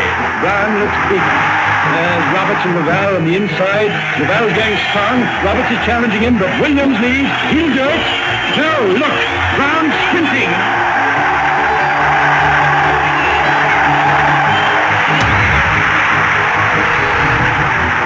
Best Williams of America. And here's Laval. Very happy to have taken third place.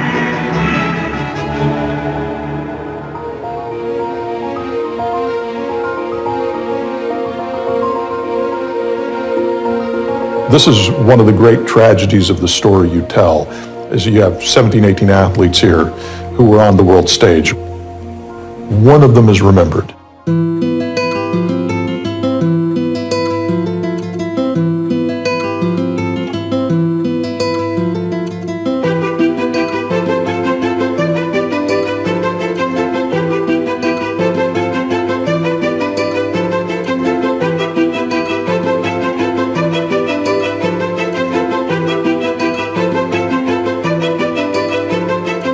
By the time 36 came around, people began to understand who Hitler was and what his goals were. It was an opportunity on the world stage to disprove white supremacy.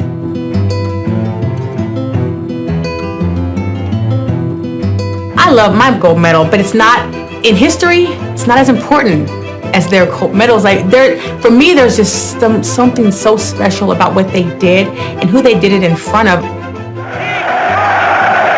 These are athletes who did something really important at a seminal point in human history. Not African American history, not American history, in human history. They did something incredibly important. Simply being on the medal stand in 1936 sent a message. From that struggle for legitimacy became the foundation of the struggle for access, which became integrated into nonviolent direct action and primed the pump for Dr. King. They have stories that have not only drama and drive and power and force, but they're stories that can focus us again on something truly important about the human spirit and about the human race and what it takes to be truly human and not inhuman.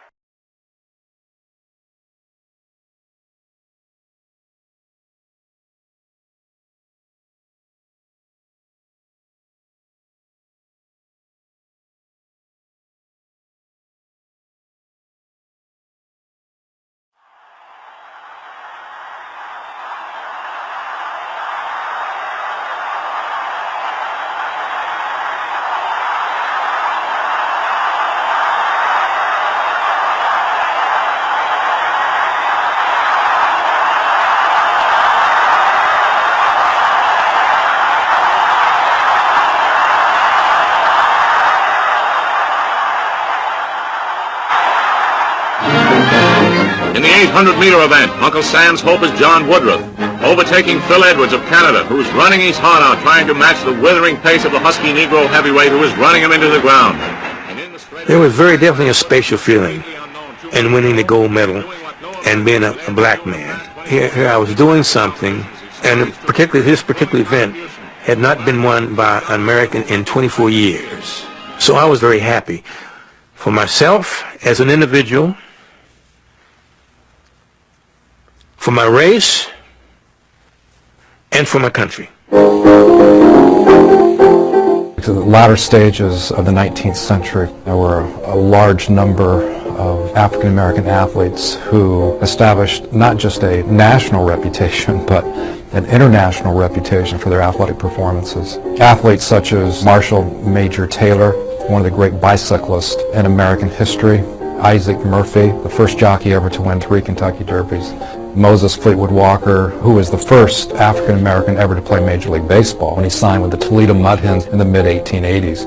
And what happens around the turn of the century, particularly by the last decade of the 19th century, because of a variety of different factors, including the Jim Crow laws and the black codes, the most famous being the Plessy versus Ferguson decision in 1896, you begin to have segregation. You saw African American athletes being eliminated from predominantly white organized sport around the turn of the century. This was still an era of segregation. But one of the things that had changed before the 1936 Olympics was the urbanization of African Americans, moving to especially the urban north. They were able to go to high schools where there were sports teams, which wasn't available in the schools in the South, which barely had any facilities. That put them in a position where they could participate in sports, particularly in the individual sports like boxing, the track and field events. You had the legacy of Jack Johnson, the person who did succeed in boxing and became world champion, but didn't conform to the role that was assigned to black Americans. He was attacked, and ultimately his prestige and his money were taken away. That served as a lesson for subsequent generations of black athletes, that you can have power in the society to a certain degree, but you have to be very careful how you exercise it. The fact of the matter was that blacks were being kept out of baseball, they were being kept out of football, and although I'm not sure how many people really believe this, one of the arguments was that, well, they might be faster, they might be stronger, but they don't play the game smart. All of these, ridiculous lies, but they were widely accepted. In track and field, unlike in team sports, you could measure performance empirically. Jesse Owens is running a 9.9 100 yards. He's just faster than any white man on the planet, and you can't argue against that, and it would be foolish to try to argue it. On May 25th, 1935, in Ann Arbor, Michigan, at the Big Ten track meet, he sets world records in 4 events in the space of less than an hour. This is all with an injury. He'd suffered a back injury horsing around with some of his fraternity brothers the week before, and all of a sudden, he is America's greatest hope for the Berlin Olympics. Jesse Owens and Ralph Metcalf were definitely heroes in the black community, even though they might have limitations in terms of training and resources and all of these sorts of things. Once they were able to compete, they were able to do it, and they were able to do it well. There was much more ambivalence in the black community over whether to participate or not in the 1936 Olympics. Americans were painting the Nazis as super racists. We had our own experience with racism at home, and it was hard to imagine something worse than Jim Crow in the South. That notion of American democracy versus Nazism was blurred a bit for African Americans. I think that in the end it came down to there was going to be U.S. participation in the Olympics, and there were some talented black athletes who wanted to go. Even if the black press had been totally opposed to going, they wouldn't have been able to influence the decision anyway. The individual athletes made their own decisions, and they wanted to go.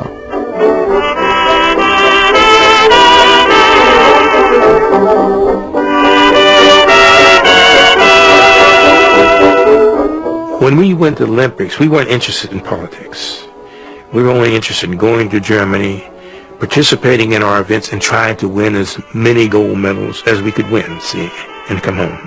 That was our interest. I made the team when I was 20, and before I got to Berlin, Germany, I had a birthday and I was 21. So we were young. All of us were young. The opening ceremonies were all these Olympic athletes representing all these various nations march in. We came in with our white trousers, blue jackets, and straw hats with a red, white, and blue band. And of course, right after they march in and the games are declared open, they release all these pigeons and they all fly. And that's the opening of the games.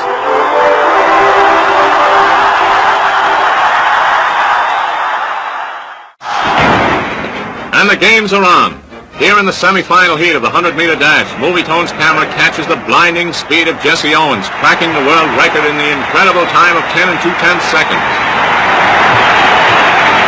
The myth of Nazi Aryan supremacy was smashed to smithereens by the great non-Aryan athletes. Black athletes won the 100, the 200, the 400, the 800, the long jump, the high jump. It certainly proved that this Aryan business of supremacy was ridiculous. These were non-Aryans winning the most important events.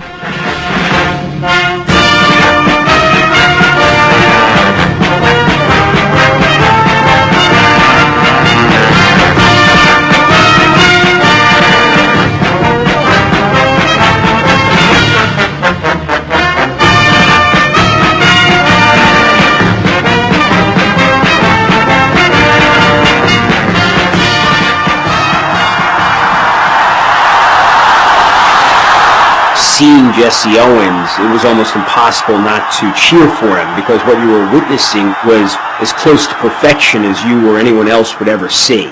If Jesse Owens had gone to the games of the 11th Olympiad in 1936 in Berlin and had just won his 4 gold medals in those 4 events, the 100 meters, the 200 meters, the 4x100 meter relay, and the broad jump, it would have been one of the most spectacular achievements in the history of sports and certainly in the history of the Olympic Games.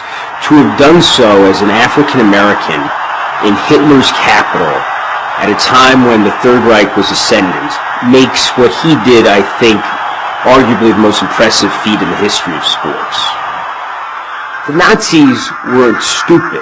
People labor under this misimpression that the African Americans, the 8 of them on the U.S. Olympic track and field team, were winning, that was somehow this incredible insult to the Third Reich. No one was surprised when John Woodruff and Jesse Owens and Ralph Metcalfe and Cornelius Johnson and Dave Albritton and Archie Williams and Jimmy Louval ended up dominating the competition. They had been running times and jumping distances that could have, convinced even a layman of their superiority. That was apparent to everyone. You went up on the stand and it's playing the Star Spangled Banner for all the Americans. Then they had young girls that came over, and the girls presented the medal. It kind of does something to you. We came to New York, and they had a big parade for us, but I can't recall, after winning the Olympics, that it opened any particular doors. Now, I'm sure many of the white Olympians were made offers, very fine offers, but I can't recall any of the black Olympians making any great offers. Now Jesse did pretty well. He got in public relations work, but he never had any real big jobs. He ran against racehorses. You may have heard of him running against racehorse. He did a number of things in order to try to make a living for his family. When he came back to the University of Pittsburgh, they had the University Hall of Fame. They made the Hall of Fame, but I didn't make it, in spite of the gold medal that I'd won and bringing to school international recognition. So that let me know just what the situation was. Things hadn't changed.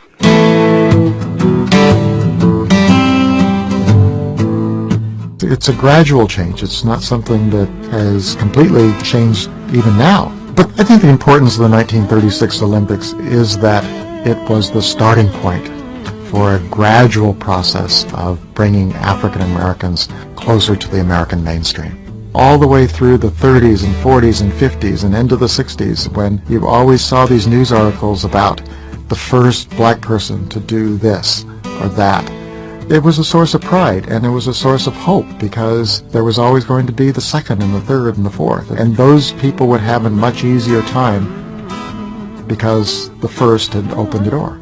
The competition was grand, and we're very glad to come out on top. Thank you very kindly. We'll go back to this song, yeah. Because we just talk about, we just always say when the lion start telling story, it's a different story you're going to hear. Trust me, different story.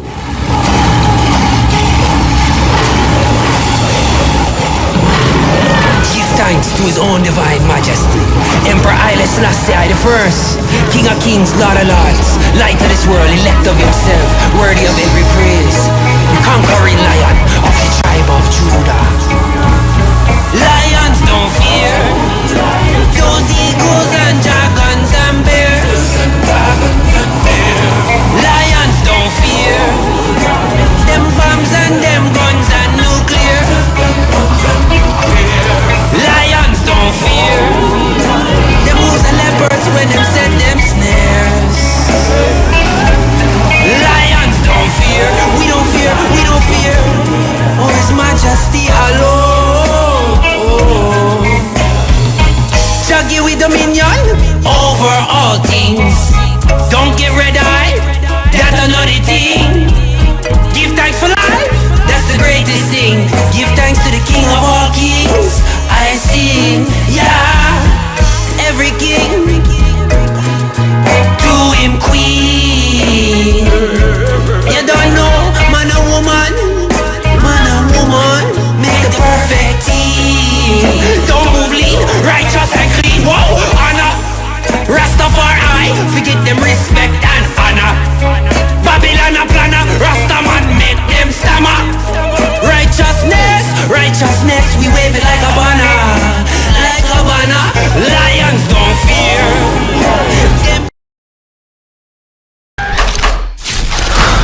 The ninth of 10 children, Jesse Owens always loved to run. Things are going to turn around. You'll see. 2 year, the 4-year-old. The 4-year-old. Yeah. Three. Was she 3? She was 3. Yes, That's when they. You know how ladies can't keep up with their age. who's counting, right? Okay, so how were you involved in making the movie? From the very beginning. The foundation was contacted by Jean-Charles Levy, who is the producer from France. And 5 years ago, saying that they were interested in making a film about Jesse Owens, and then talking about the details. And so over time, we finally received a script. We reviewed the script, had script approval. Oh, wow. They honored all of our changes. Yeah. And of course, there are some things that we haggled over, but you know, they had a little creative license with some things, but they were not major issues. And our goal was just to be sure history wasn't rewritten, and that the story was accurate, and that he was depicted in the way that we knew he was. So. Did you get to go to Berlin? Oh yes, we've been to Berlin often. Mm-hmm. We went in the writing of the movie, and we've been over there for visits when they've been invited by the German people. Was it ever like emotional to go there when you were just actually not just going there when you were kind of receiving honors, but just when you stopped and thought of what he had to go through? I think it was the very first time. Was probably the most emotional. And seeing the stadium for the first time, and our mother was with us then. And looking at the wall where his name is etched, that was really, I think, the most emotional. There was a TV movie about the Jesse Owens story, but there was never a feature film. Why do you think it kind of took this long to do a feature film? I'm not sure, but we're happy that it's done, and we're happy that it is a major motion picture. Yeah, the timing is right. It's like Yes. Black History Month. Exactly. For me, it seems like there might be a lot to unpack just even with the naming of it itself, race, right? Yes. It's the era, and what are your thoughts about how it was named? It's a double entendre. Yeah, because it's race on so many levels. But by the time we got the script, it was named, and we thought, how appropriate, you know. And it came out, and we said race. I said, race? Wow, that does it. That does it, yeah. That does it. So what was your emotions when you first sat down and watched it? Cried. Yeah. I cried. We all cried. We all cried. We cried last night. And we've seen it 5 times. It's just, it's just, he was our dad, and he was such a wonderful dad. It just makes you feel that way to see his life and just to know that the person he was. Yeah. You said what? How hard it was. How hard it was. And the pressures that were on him. And, you know, I, as one of the kids, had no idea that he lived under those kinds of pressures. And so to see it and to see how well he handled it, it's really heart-wrenching. What do you want people to think about this movie? Like, do you think it does justice to his legacy? There's a new generation that may not know the crosshairs between, like, Jesse Owens and Hitler. I think that they see that anything you want to do, you can do it. I think that it has to show how you respond to different things, how you feel about yourself and confidence in yourself. That he was indeed a pioneer. Yeah. And that there's a lot to be learned from the experiences that he had and the successes he had as a result of those experiences and overcoming them. That how important family is and loyalty and tradition and values. On that track, there ain't no black and white. There's only fast and slow. Jesse would set 3 new world records during his college career and become America's great host of the 1936 Olympic Games. You want to win a gold medal? Can none stop you? But for Adolf Hitler, the Berlin Games symbolized his opportunity to show the world the superiority of the Aryan race. Jesse found himself in the center of the controversy. Under the Hitler regime, we must not go to these games. Don't listen to any of them. Get on over there to Berlin and beat those Nazis. This is our shot. We get some payback in their house. Jesse won 4 gold medals in Berlin, but his greatest achievement was paving the way for future black athletes and the black community as a whole, cementing his legacy as a true American hero. Yeah, that tune I grew up on, you know, believe you me, that tune I grew up on, you, man. Lion Love here, Magma, out of Bermuda. This is the stepping razor, the art of war. Yes, yeah. What kind of screaming that I go on? Yo. Yeah, Rastafari. Yeah, man, Iron Man. Prosperity, yes, I'm out. How you do, man? Me there, man. What a sweet program from last night, man. I tell you not even only sweet like. A 4th time now you call me since the day started, you know. You realize yeah. A 4th time you call me? Well, you don't know true motive of the program right now. We are the easy, people. Sabato, me just started a while ago. Yeah, but you not talk to me for here. A good while now. Me not call stepping razor the after war. You call it for your personal number. But you call it for your work number now. All right. What you say now? Yeah, well,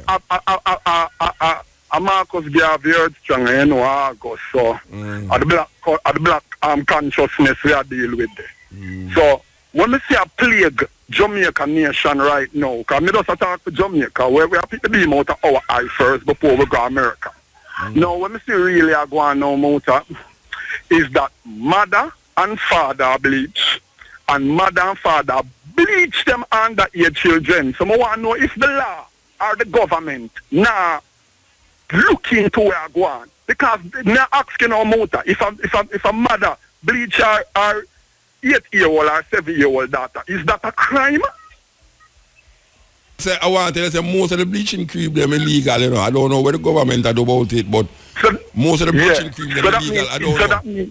So that means it is a crime if a mother bleach her 7-year-old daughter. Maybe we should ask Tony for check somebody about it, you know. Yeah, man, I want to know point blank. I want you to check that out. All right, skip the page then. Yeah.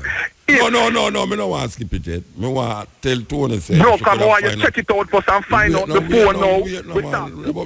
I told me I tell something. Baby said no man. Yes. Me want before the program done, if Tony could have called some farmer law person to find out if it's illegal for parents bleach them children's skin, given that bleach in itself is illegal in Jamaica. It's just that it deb out the place freely and people are still in Panara roadside when they're supposed to sell. So me just want Tony go find out if this is something where we can really investigate and say. But you're not supposed to have bleach a little picnic because all right. So the next thing skip the page then now. All right, listen now. All of the Jamaican artists them who big now, the number one on the chart and a fly first class and they on all of the Rockingham Festival them and the big show them in England and America. Well, Sabbath 2 not start the on them show there yet, but soon to come. Now all of the big artists them now who know say phone and money turn up. One time on our book show, kind of depend number one. You know, that don't like you turn grudgeful talk, you know. No, that's not like a grudgeful talk you bring up this one. But all of the artists them make big money turn up and you know them now. It now go sound like it's a grudgeful talk. All right, go on. So first and foremost, I have to say to all of the Jamaican artists them, Saba no bad mind. Yeah, who for money turn up? No, but you have to who for money turn up? Who for money turn up? Go on, and them depend all of the big festival them are part. Yeah. So when we get to find out now, all of the most of the Jamaican artists them right now we're current, where them money turn up, all of them bleach out. All of them black, and them get brown. All right. Next hold on. Like who, sir? Tell me the big artists them with them bleach out. Blackness and all right, hold on. Wait, me I look on what a name up on the television. Christopher Martin that. No, Christopher Martin that do a KC advertisement. All right. Christopher Martin is one of the artists them where you say their money turn up, don't it? Yeah. But it don't look like him bleach. So you say all. No, you hear me I say to you. You say all. You say all of the big artists them bleach out. All. You say all of them bleach out. All right. You hear me I say no. Yeah, me I hear what you say. All of the bleach out big artists them. That me say not all. No, you say all of the big artists them bleach out. The big all of the big artists them bleach out. Okay, all right. Sorry. That's what we got to know. We are going to call name now because what we are do now, we are justify the thing and we not sound hypocritical and we not sound biased. We just have to speak the truth and cast it. Yeah. So tell me who you talk about. All right. So for instance now, we love Vibes Cartel, we love Alkaline. Vibes Cartel in a prison, man. You're not talking about Vibes Cartel in Ghana, Ratatam and Ghana, a festival.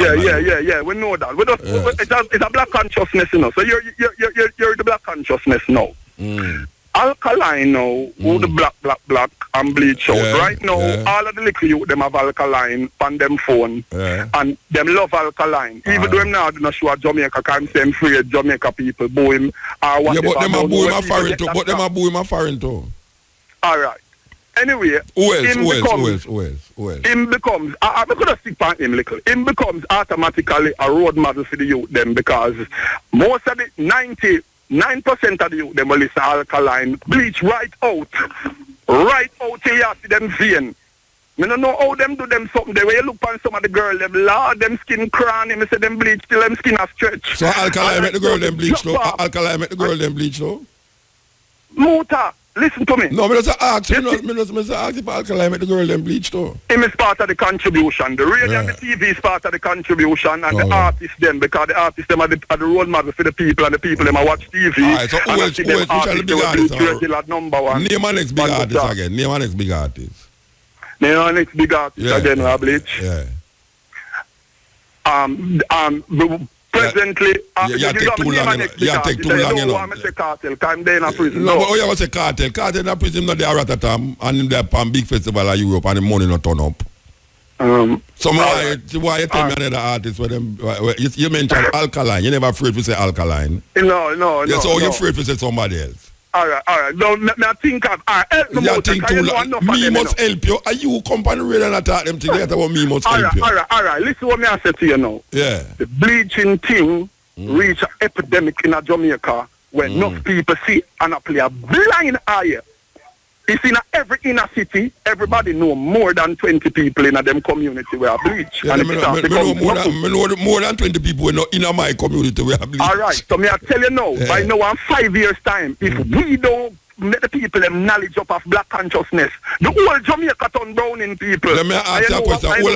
Hold on. So you know things say you have a whole heap of people where I show the people them say the bleaching not supposed to work out.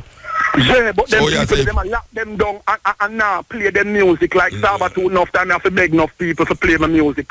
When them play Sabatooth music, nobody know want bleach because them hear black consciousness. When you hold on, man. Sabatooth alone in that music, I said people must bleach. No. A long time and I said them a bleach out them skin. Wait, me no mention no song about no bleaching. Listen to me, No, meaning that you burn out the bleaching. Them know you a whole heap of artists attack against bleaching, man. A whole heap of artists me attack against bleaching. But what we have said, the artists them who is against the bleaching, them now get established, or them song now get established. But the one them at the bleach out and rub on your skin till it white like chalk, and them song that reach #1. But maybe the song them where you are talking about where against the bleaching, the people them not like it because it not have no melody and it not catchy to them. No, because me never do no song about no bleaching. What about you? I know you not talk about. Song say for love. Alright, me do a song named Reggae World. I want you play the song that asks the people if it have melody. You have that. No, you have to pay for that. You have to pay for them advertisement then. It a deal with black consciousness. You have to pay. If you want me play the tune and then ask people about the tune, you have to pay me a Neil. Alright, well, Neil and Moussa Baruka, I Sabatooth, a.k.a. I World King, I say, play the song the name Reggae World, like how... No, but me not have no conversation round the song, and that me I try to show you, because you look promotion, free promotion, me I tell you, you have to go pay IRFM for it. Well, to Sabatooth do the first outside broadcast to Irie, and nothing if Irie play a one tune for Saba, ask the people them. No, me never say me wouldn't play it, you know, me I say you want to have a conversation around your song. And me I say you have to go pay IRFM to do that. If you don't want to pay IRFM, pay me. IRFM, please, can you play Reggae World for Saba? Because a black consciousness... You can't ask IRFM to play it, you know, Muta Baruka you talk to you, so no. Muta Baruka, we not play the song, you know. Me I say, me not play the song for have no conversation round the song. Okay, all right. When you play the song, we want the people them wear bleach, listen to the song and love it, not because you can't tell people where to love the blackness. But you can't tell people where to love Sabatooth. No, because you want to know, right is right, and you have to tell the people them for love justice. You can't tell the people them for love injustice because that's not right. You just have to speak the truth. You are tune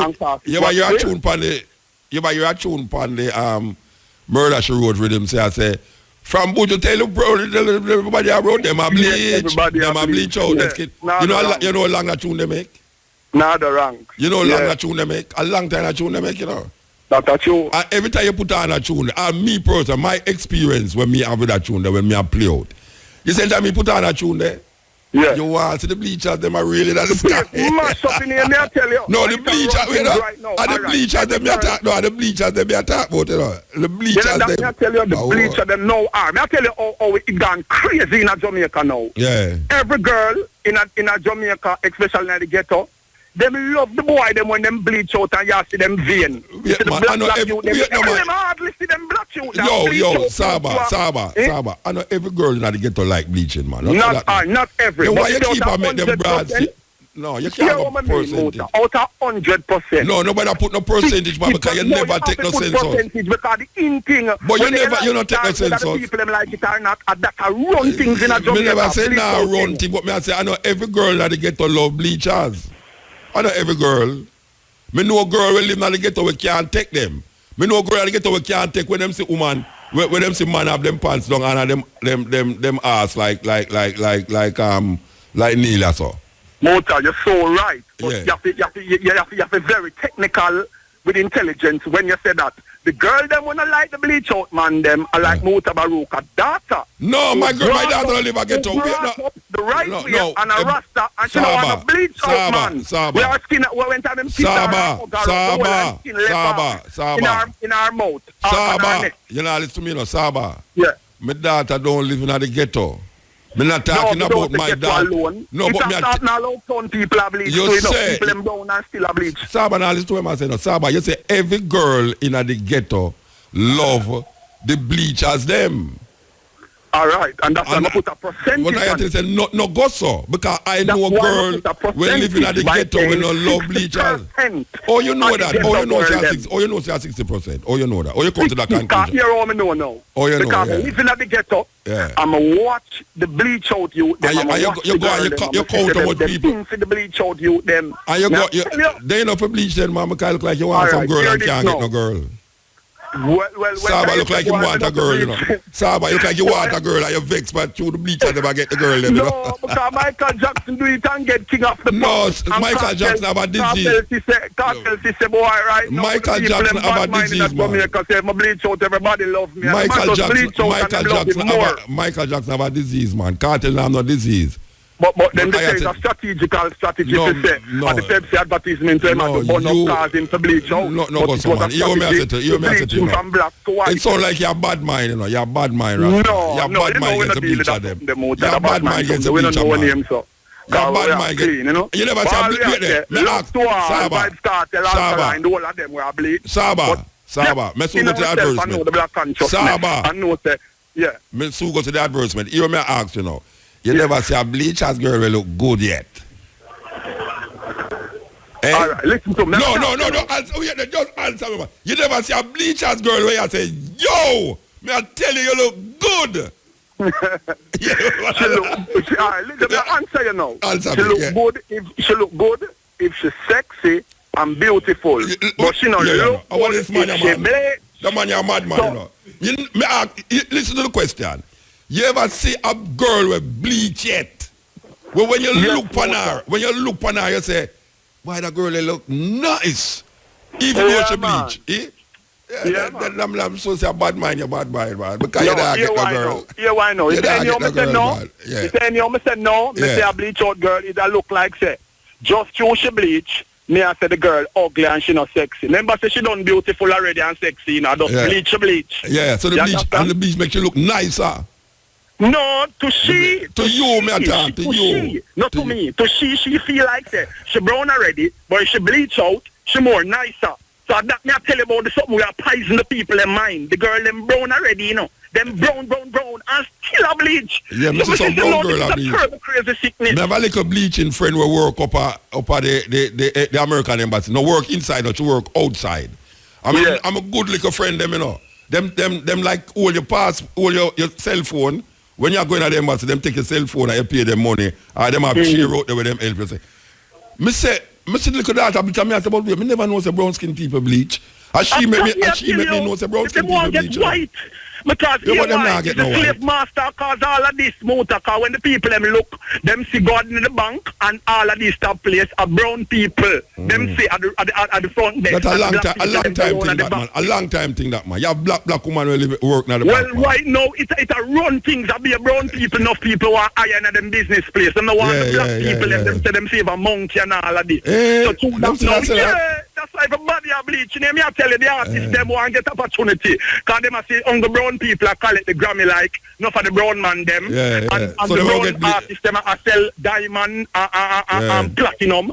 Tell me which black artist sell $1 million copy recently. So you don't have a chance then. You don't have a chance. Big cartel right no, now. Everybody problem. You don't have a chance then. You don't have a chance, you know. No, then that's why we come for wise of the people them for black consciousness and make them know. Say black people make a lot of brown people everybody, you know. So no know themselves because when they bleach out in the melanin, you don't have no farm of melanin. All right, Saba, me get a length of time now. We don't have to bother play your tune now because see you get more than play song. You play more than song. I know, we have to move.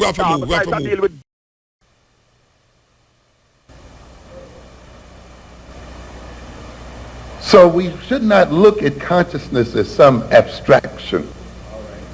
As I often tell people, the most practical thing you can have is a good theory, is a good concept to guide your behavior, to be used as an instrument to measure reality, as an instrument to test reality. A good theory then organizes the world and organizes one's approach to the world. It permits one to be able to evaluate the world in terms of where one wants to go and in terms of what one wants to do. To be without theory then is to approach the world on an ad hoc basis, just to meet it here and there and to not approach it in a systematic form.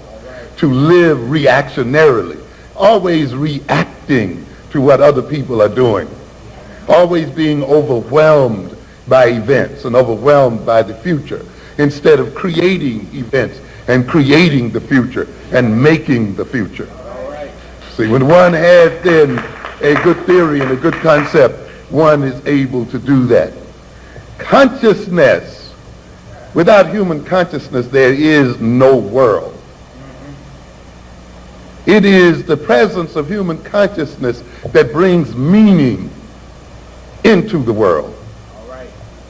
Without human beings in this world, conscious human beings in this world, in effect, there would not be a world. We bring the world into being through our consciousness. And through our consciousness, we create the world we live in. Out of the totality of reality, our consciousness cuts out a world that befits itself. In other words, the kind of world you exist in reflects the kind of consciousness that you have. And notice, if you change your consciousness or change your values and orientation, you enter into a different world. You interact with different people. People often that you didn't even know existed in the world. Social situations that you might not have even recognized until you entered into a new level of consciousness. You see people, say, for instance, who become addicted, say, to crack or something, and now enter into a whole world and enter into a whole social system that before they became addicted, they hardly noticed. They didn't know what it was all about. And they picked up new friends and new relations, whole new ways of acting, whole new purposes in life. They lost old friends, broke with old families, and all kinds of things. In other words, the consciousness, that addictive consciousness, brought into the world a new foreground and put other things into the background. Therefore, man's consciousness is a creative act. And the kind of consciousness you have will determine the kind of world you create. And consequently, when you look at the world that we live in, African people, we must recognize to a great extent it is a world of our own creation. It is a world that has been generated by the type of consciousness we've been permitted to be instilled in us as a people. As I told you earlier today on the radio, we talk about the white man as having power.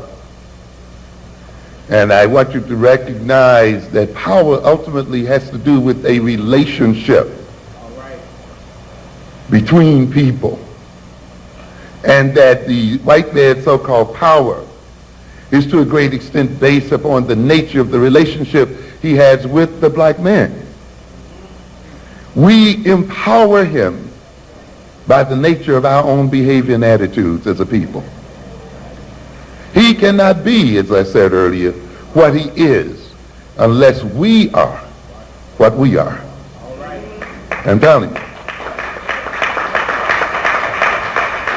To a good extent, the European is our creation. Yes. If we look at our behavior, we will see that to a good extent it is our behavior, our values, our consciousness, the kind of personalities we've established in ourselves, our tastes, our desires and needs that maintains the European in this position. We talk about the civil rights movement and the apartheid system of the South. When blacks decided just to get out of the buses and walk, the system changed. Yeah. When they just stopped sitting behind the white driver, just changing that relationship, changed the nature of power in that system. When they decided then to walk side by side, when they decided to walk abreast and line themselves up, because they had not walked that way before, for the ends before, the relationship changed. When they kept their monies in their pockets, when they sat on those stools and blocked the other people from them, and changed the nature of the interactions between themselves and Europeans, the nature of the system changed. So therefore we have tremendous power. It depends upon how we align ourselves as a people and how we decide to relate to other people in the world, because they cannot have what they have unless we are who we are. And that is why we don't have to spend a great deal of time always appealing to them and analyzing them, because we can better appeal to our own sense of self and our own consciousness. And we waste a lot of time trying to transform them, when through transforming ourselves, they will be transformed automatically.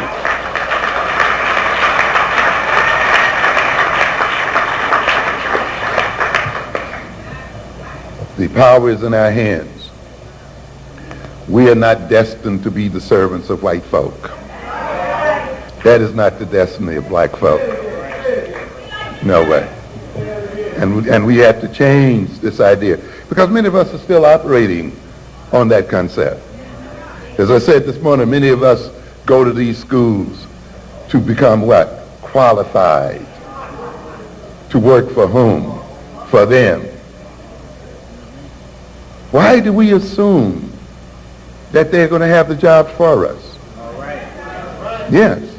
These people are having difficulty making jobs for themselves. The greatest problems that the Europeans are facing today, and the European economies are facing today, is that they are not generating enough jobs for their own people. And even though America is bragging about the millions of jobs it's creating, those jobs are part-time jobs. The bulk of them are part-time jobs, low-wage jobs, and jobs that have little or no future. So when people talk about creating jobs, you got to ask what kind of jobs are being created. That is why, of course, this system is not investing in black education. It no longer needs black people to maintain its employment structure. You see it bringing in people from outside of the nation to be employed. You see it even is hiring in the world itself, in other nations and other places. Already it has reached the point where its need for black males is pretty much saturated.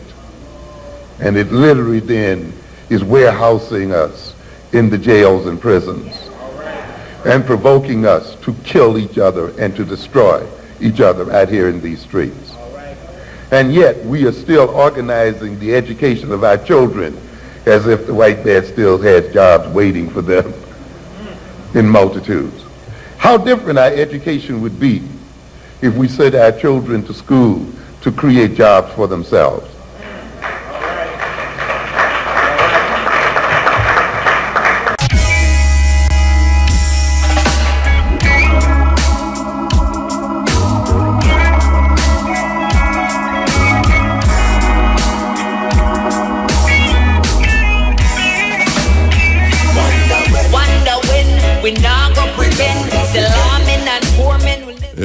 Stepping razor come to it now. We just check a liar a while ago about this bleaching thing. So about to you listen. Tony said the liar say that Tony, tell me what them say. Tell me what them say, because I know you don't want to talk on the radio, but you have more clarity than me. Tell me what the lawyer said.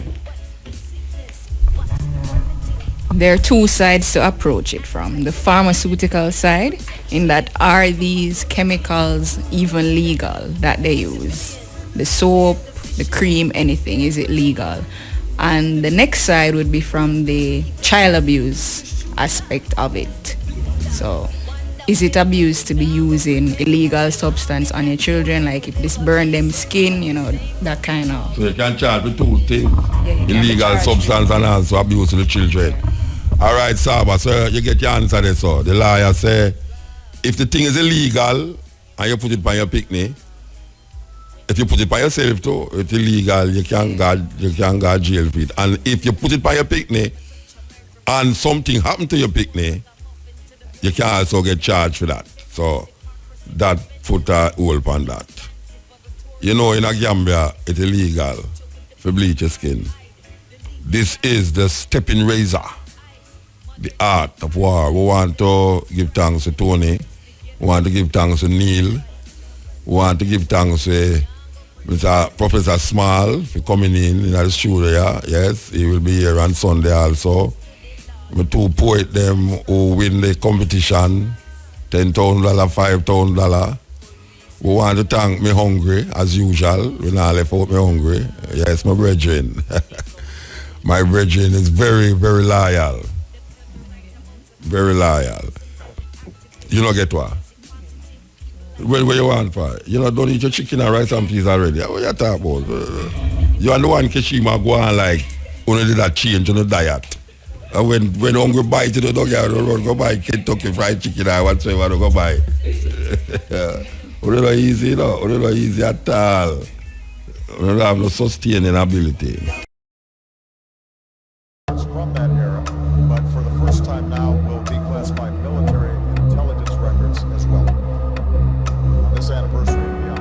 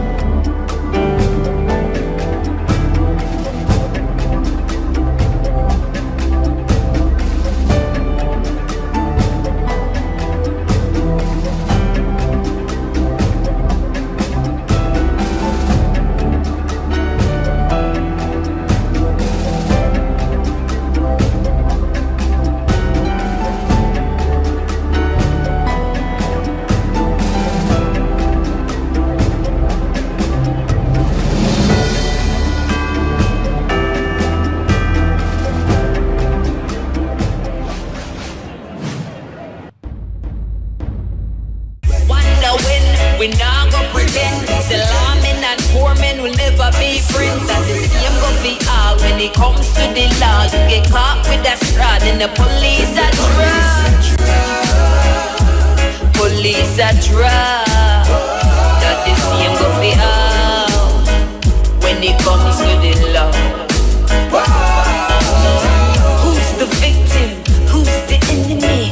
What's the sickness? What's the remedy? Is the system anti-melanin, and how come protection is not for my color skin? Who's the villain? Who's the villain? Where's the vision? There's rebellion. Who's the media? Who's the reader? Who's the shooter?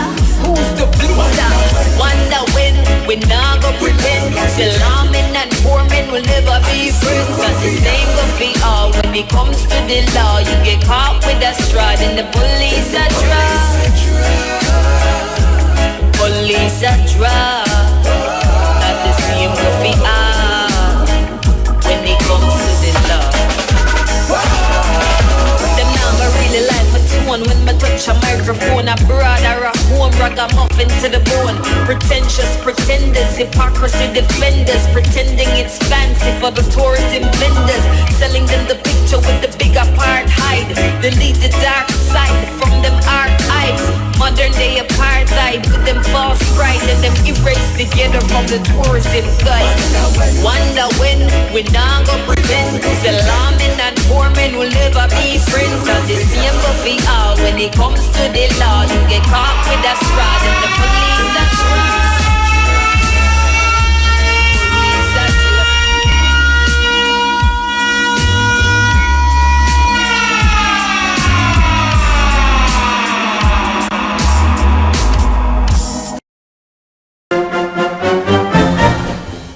General Emiliano Zapata is one of the most important figures of the Mexican Revolution and continues to be one of the most inspirational figures of any social justice movement.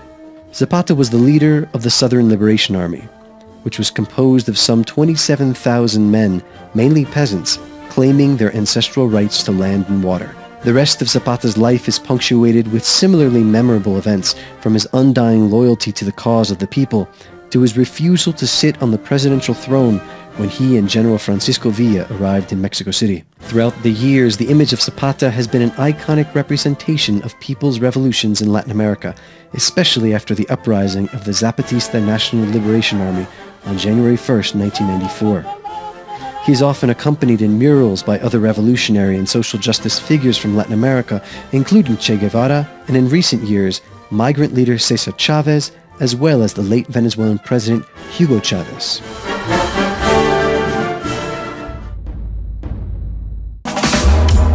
It's calling my name, tried to get me into its game. I say no, no, no way, no fortune, no fate for me. It's calling my name, trying to get me into its game. I say no, no, no way, no fortune, no fate for me. Tell me what's your priority? Is it money or you want to be safe?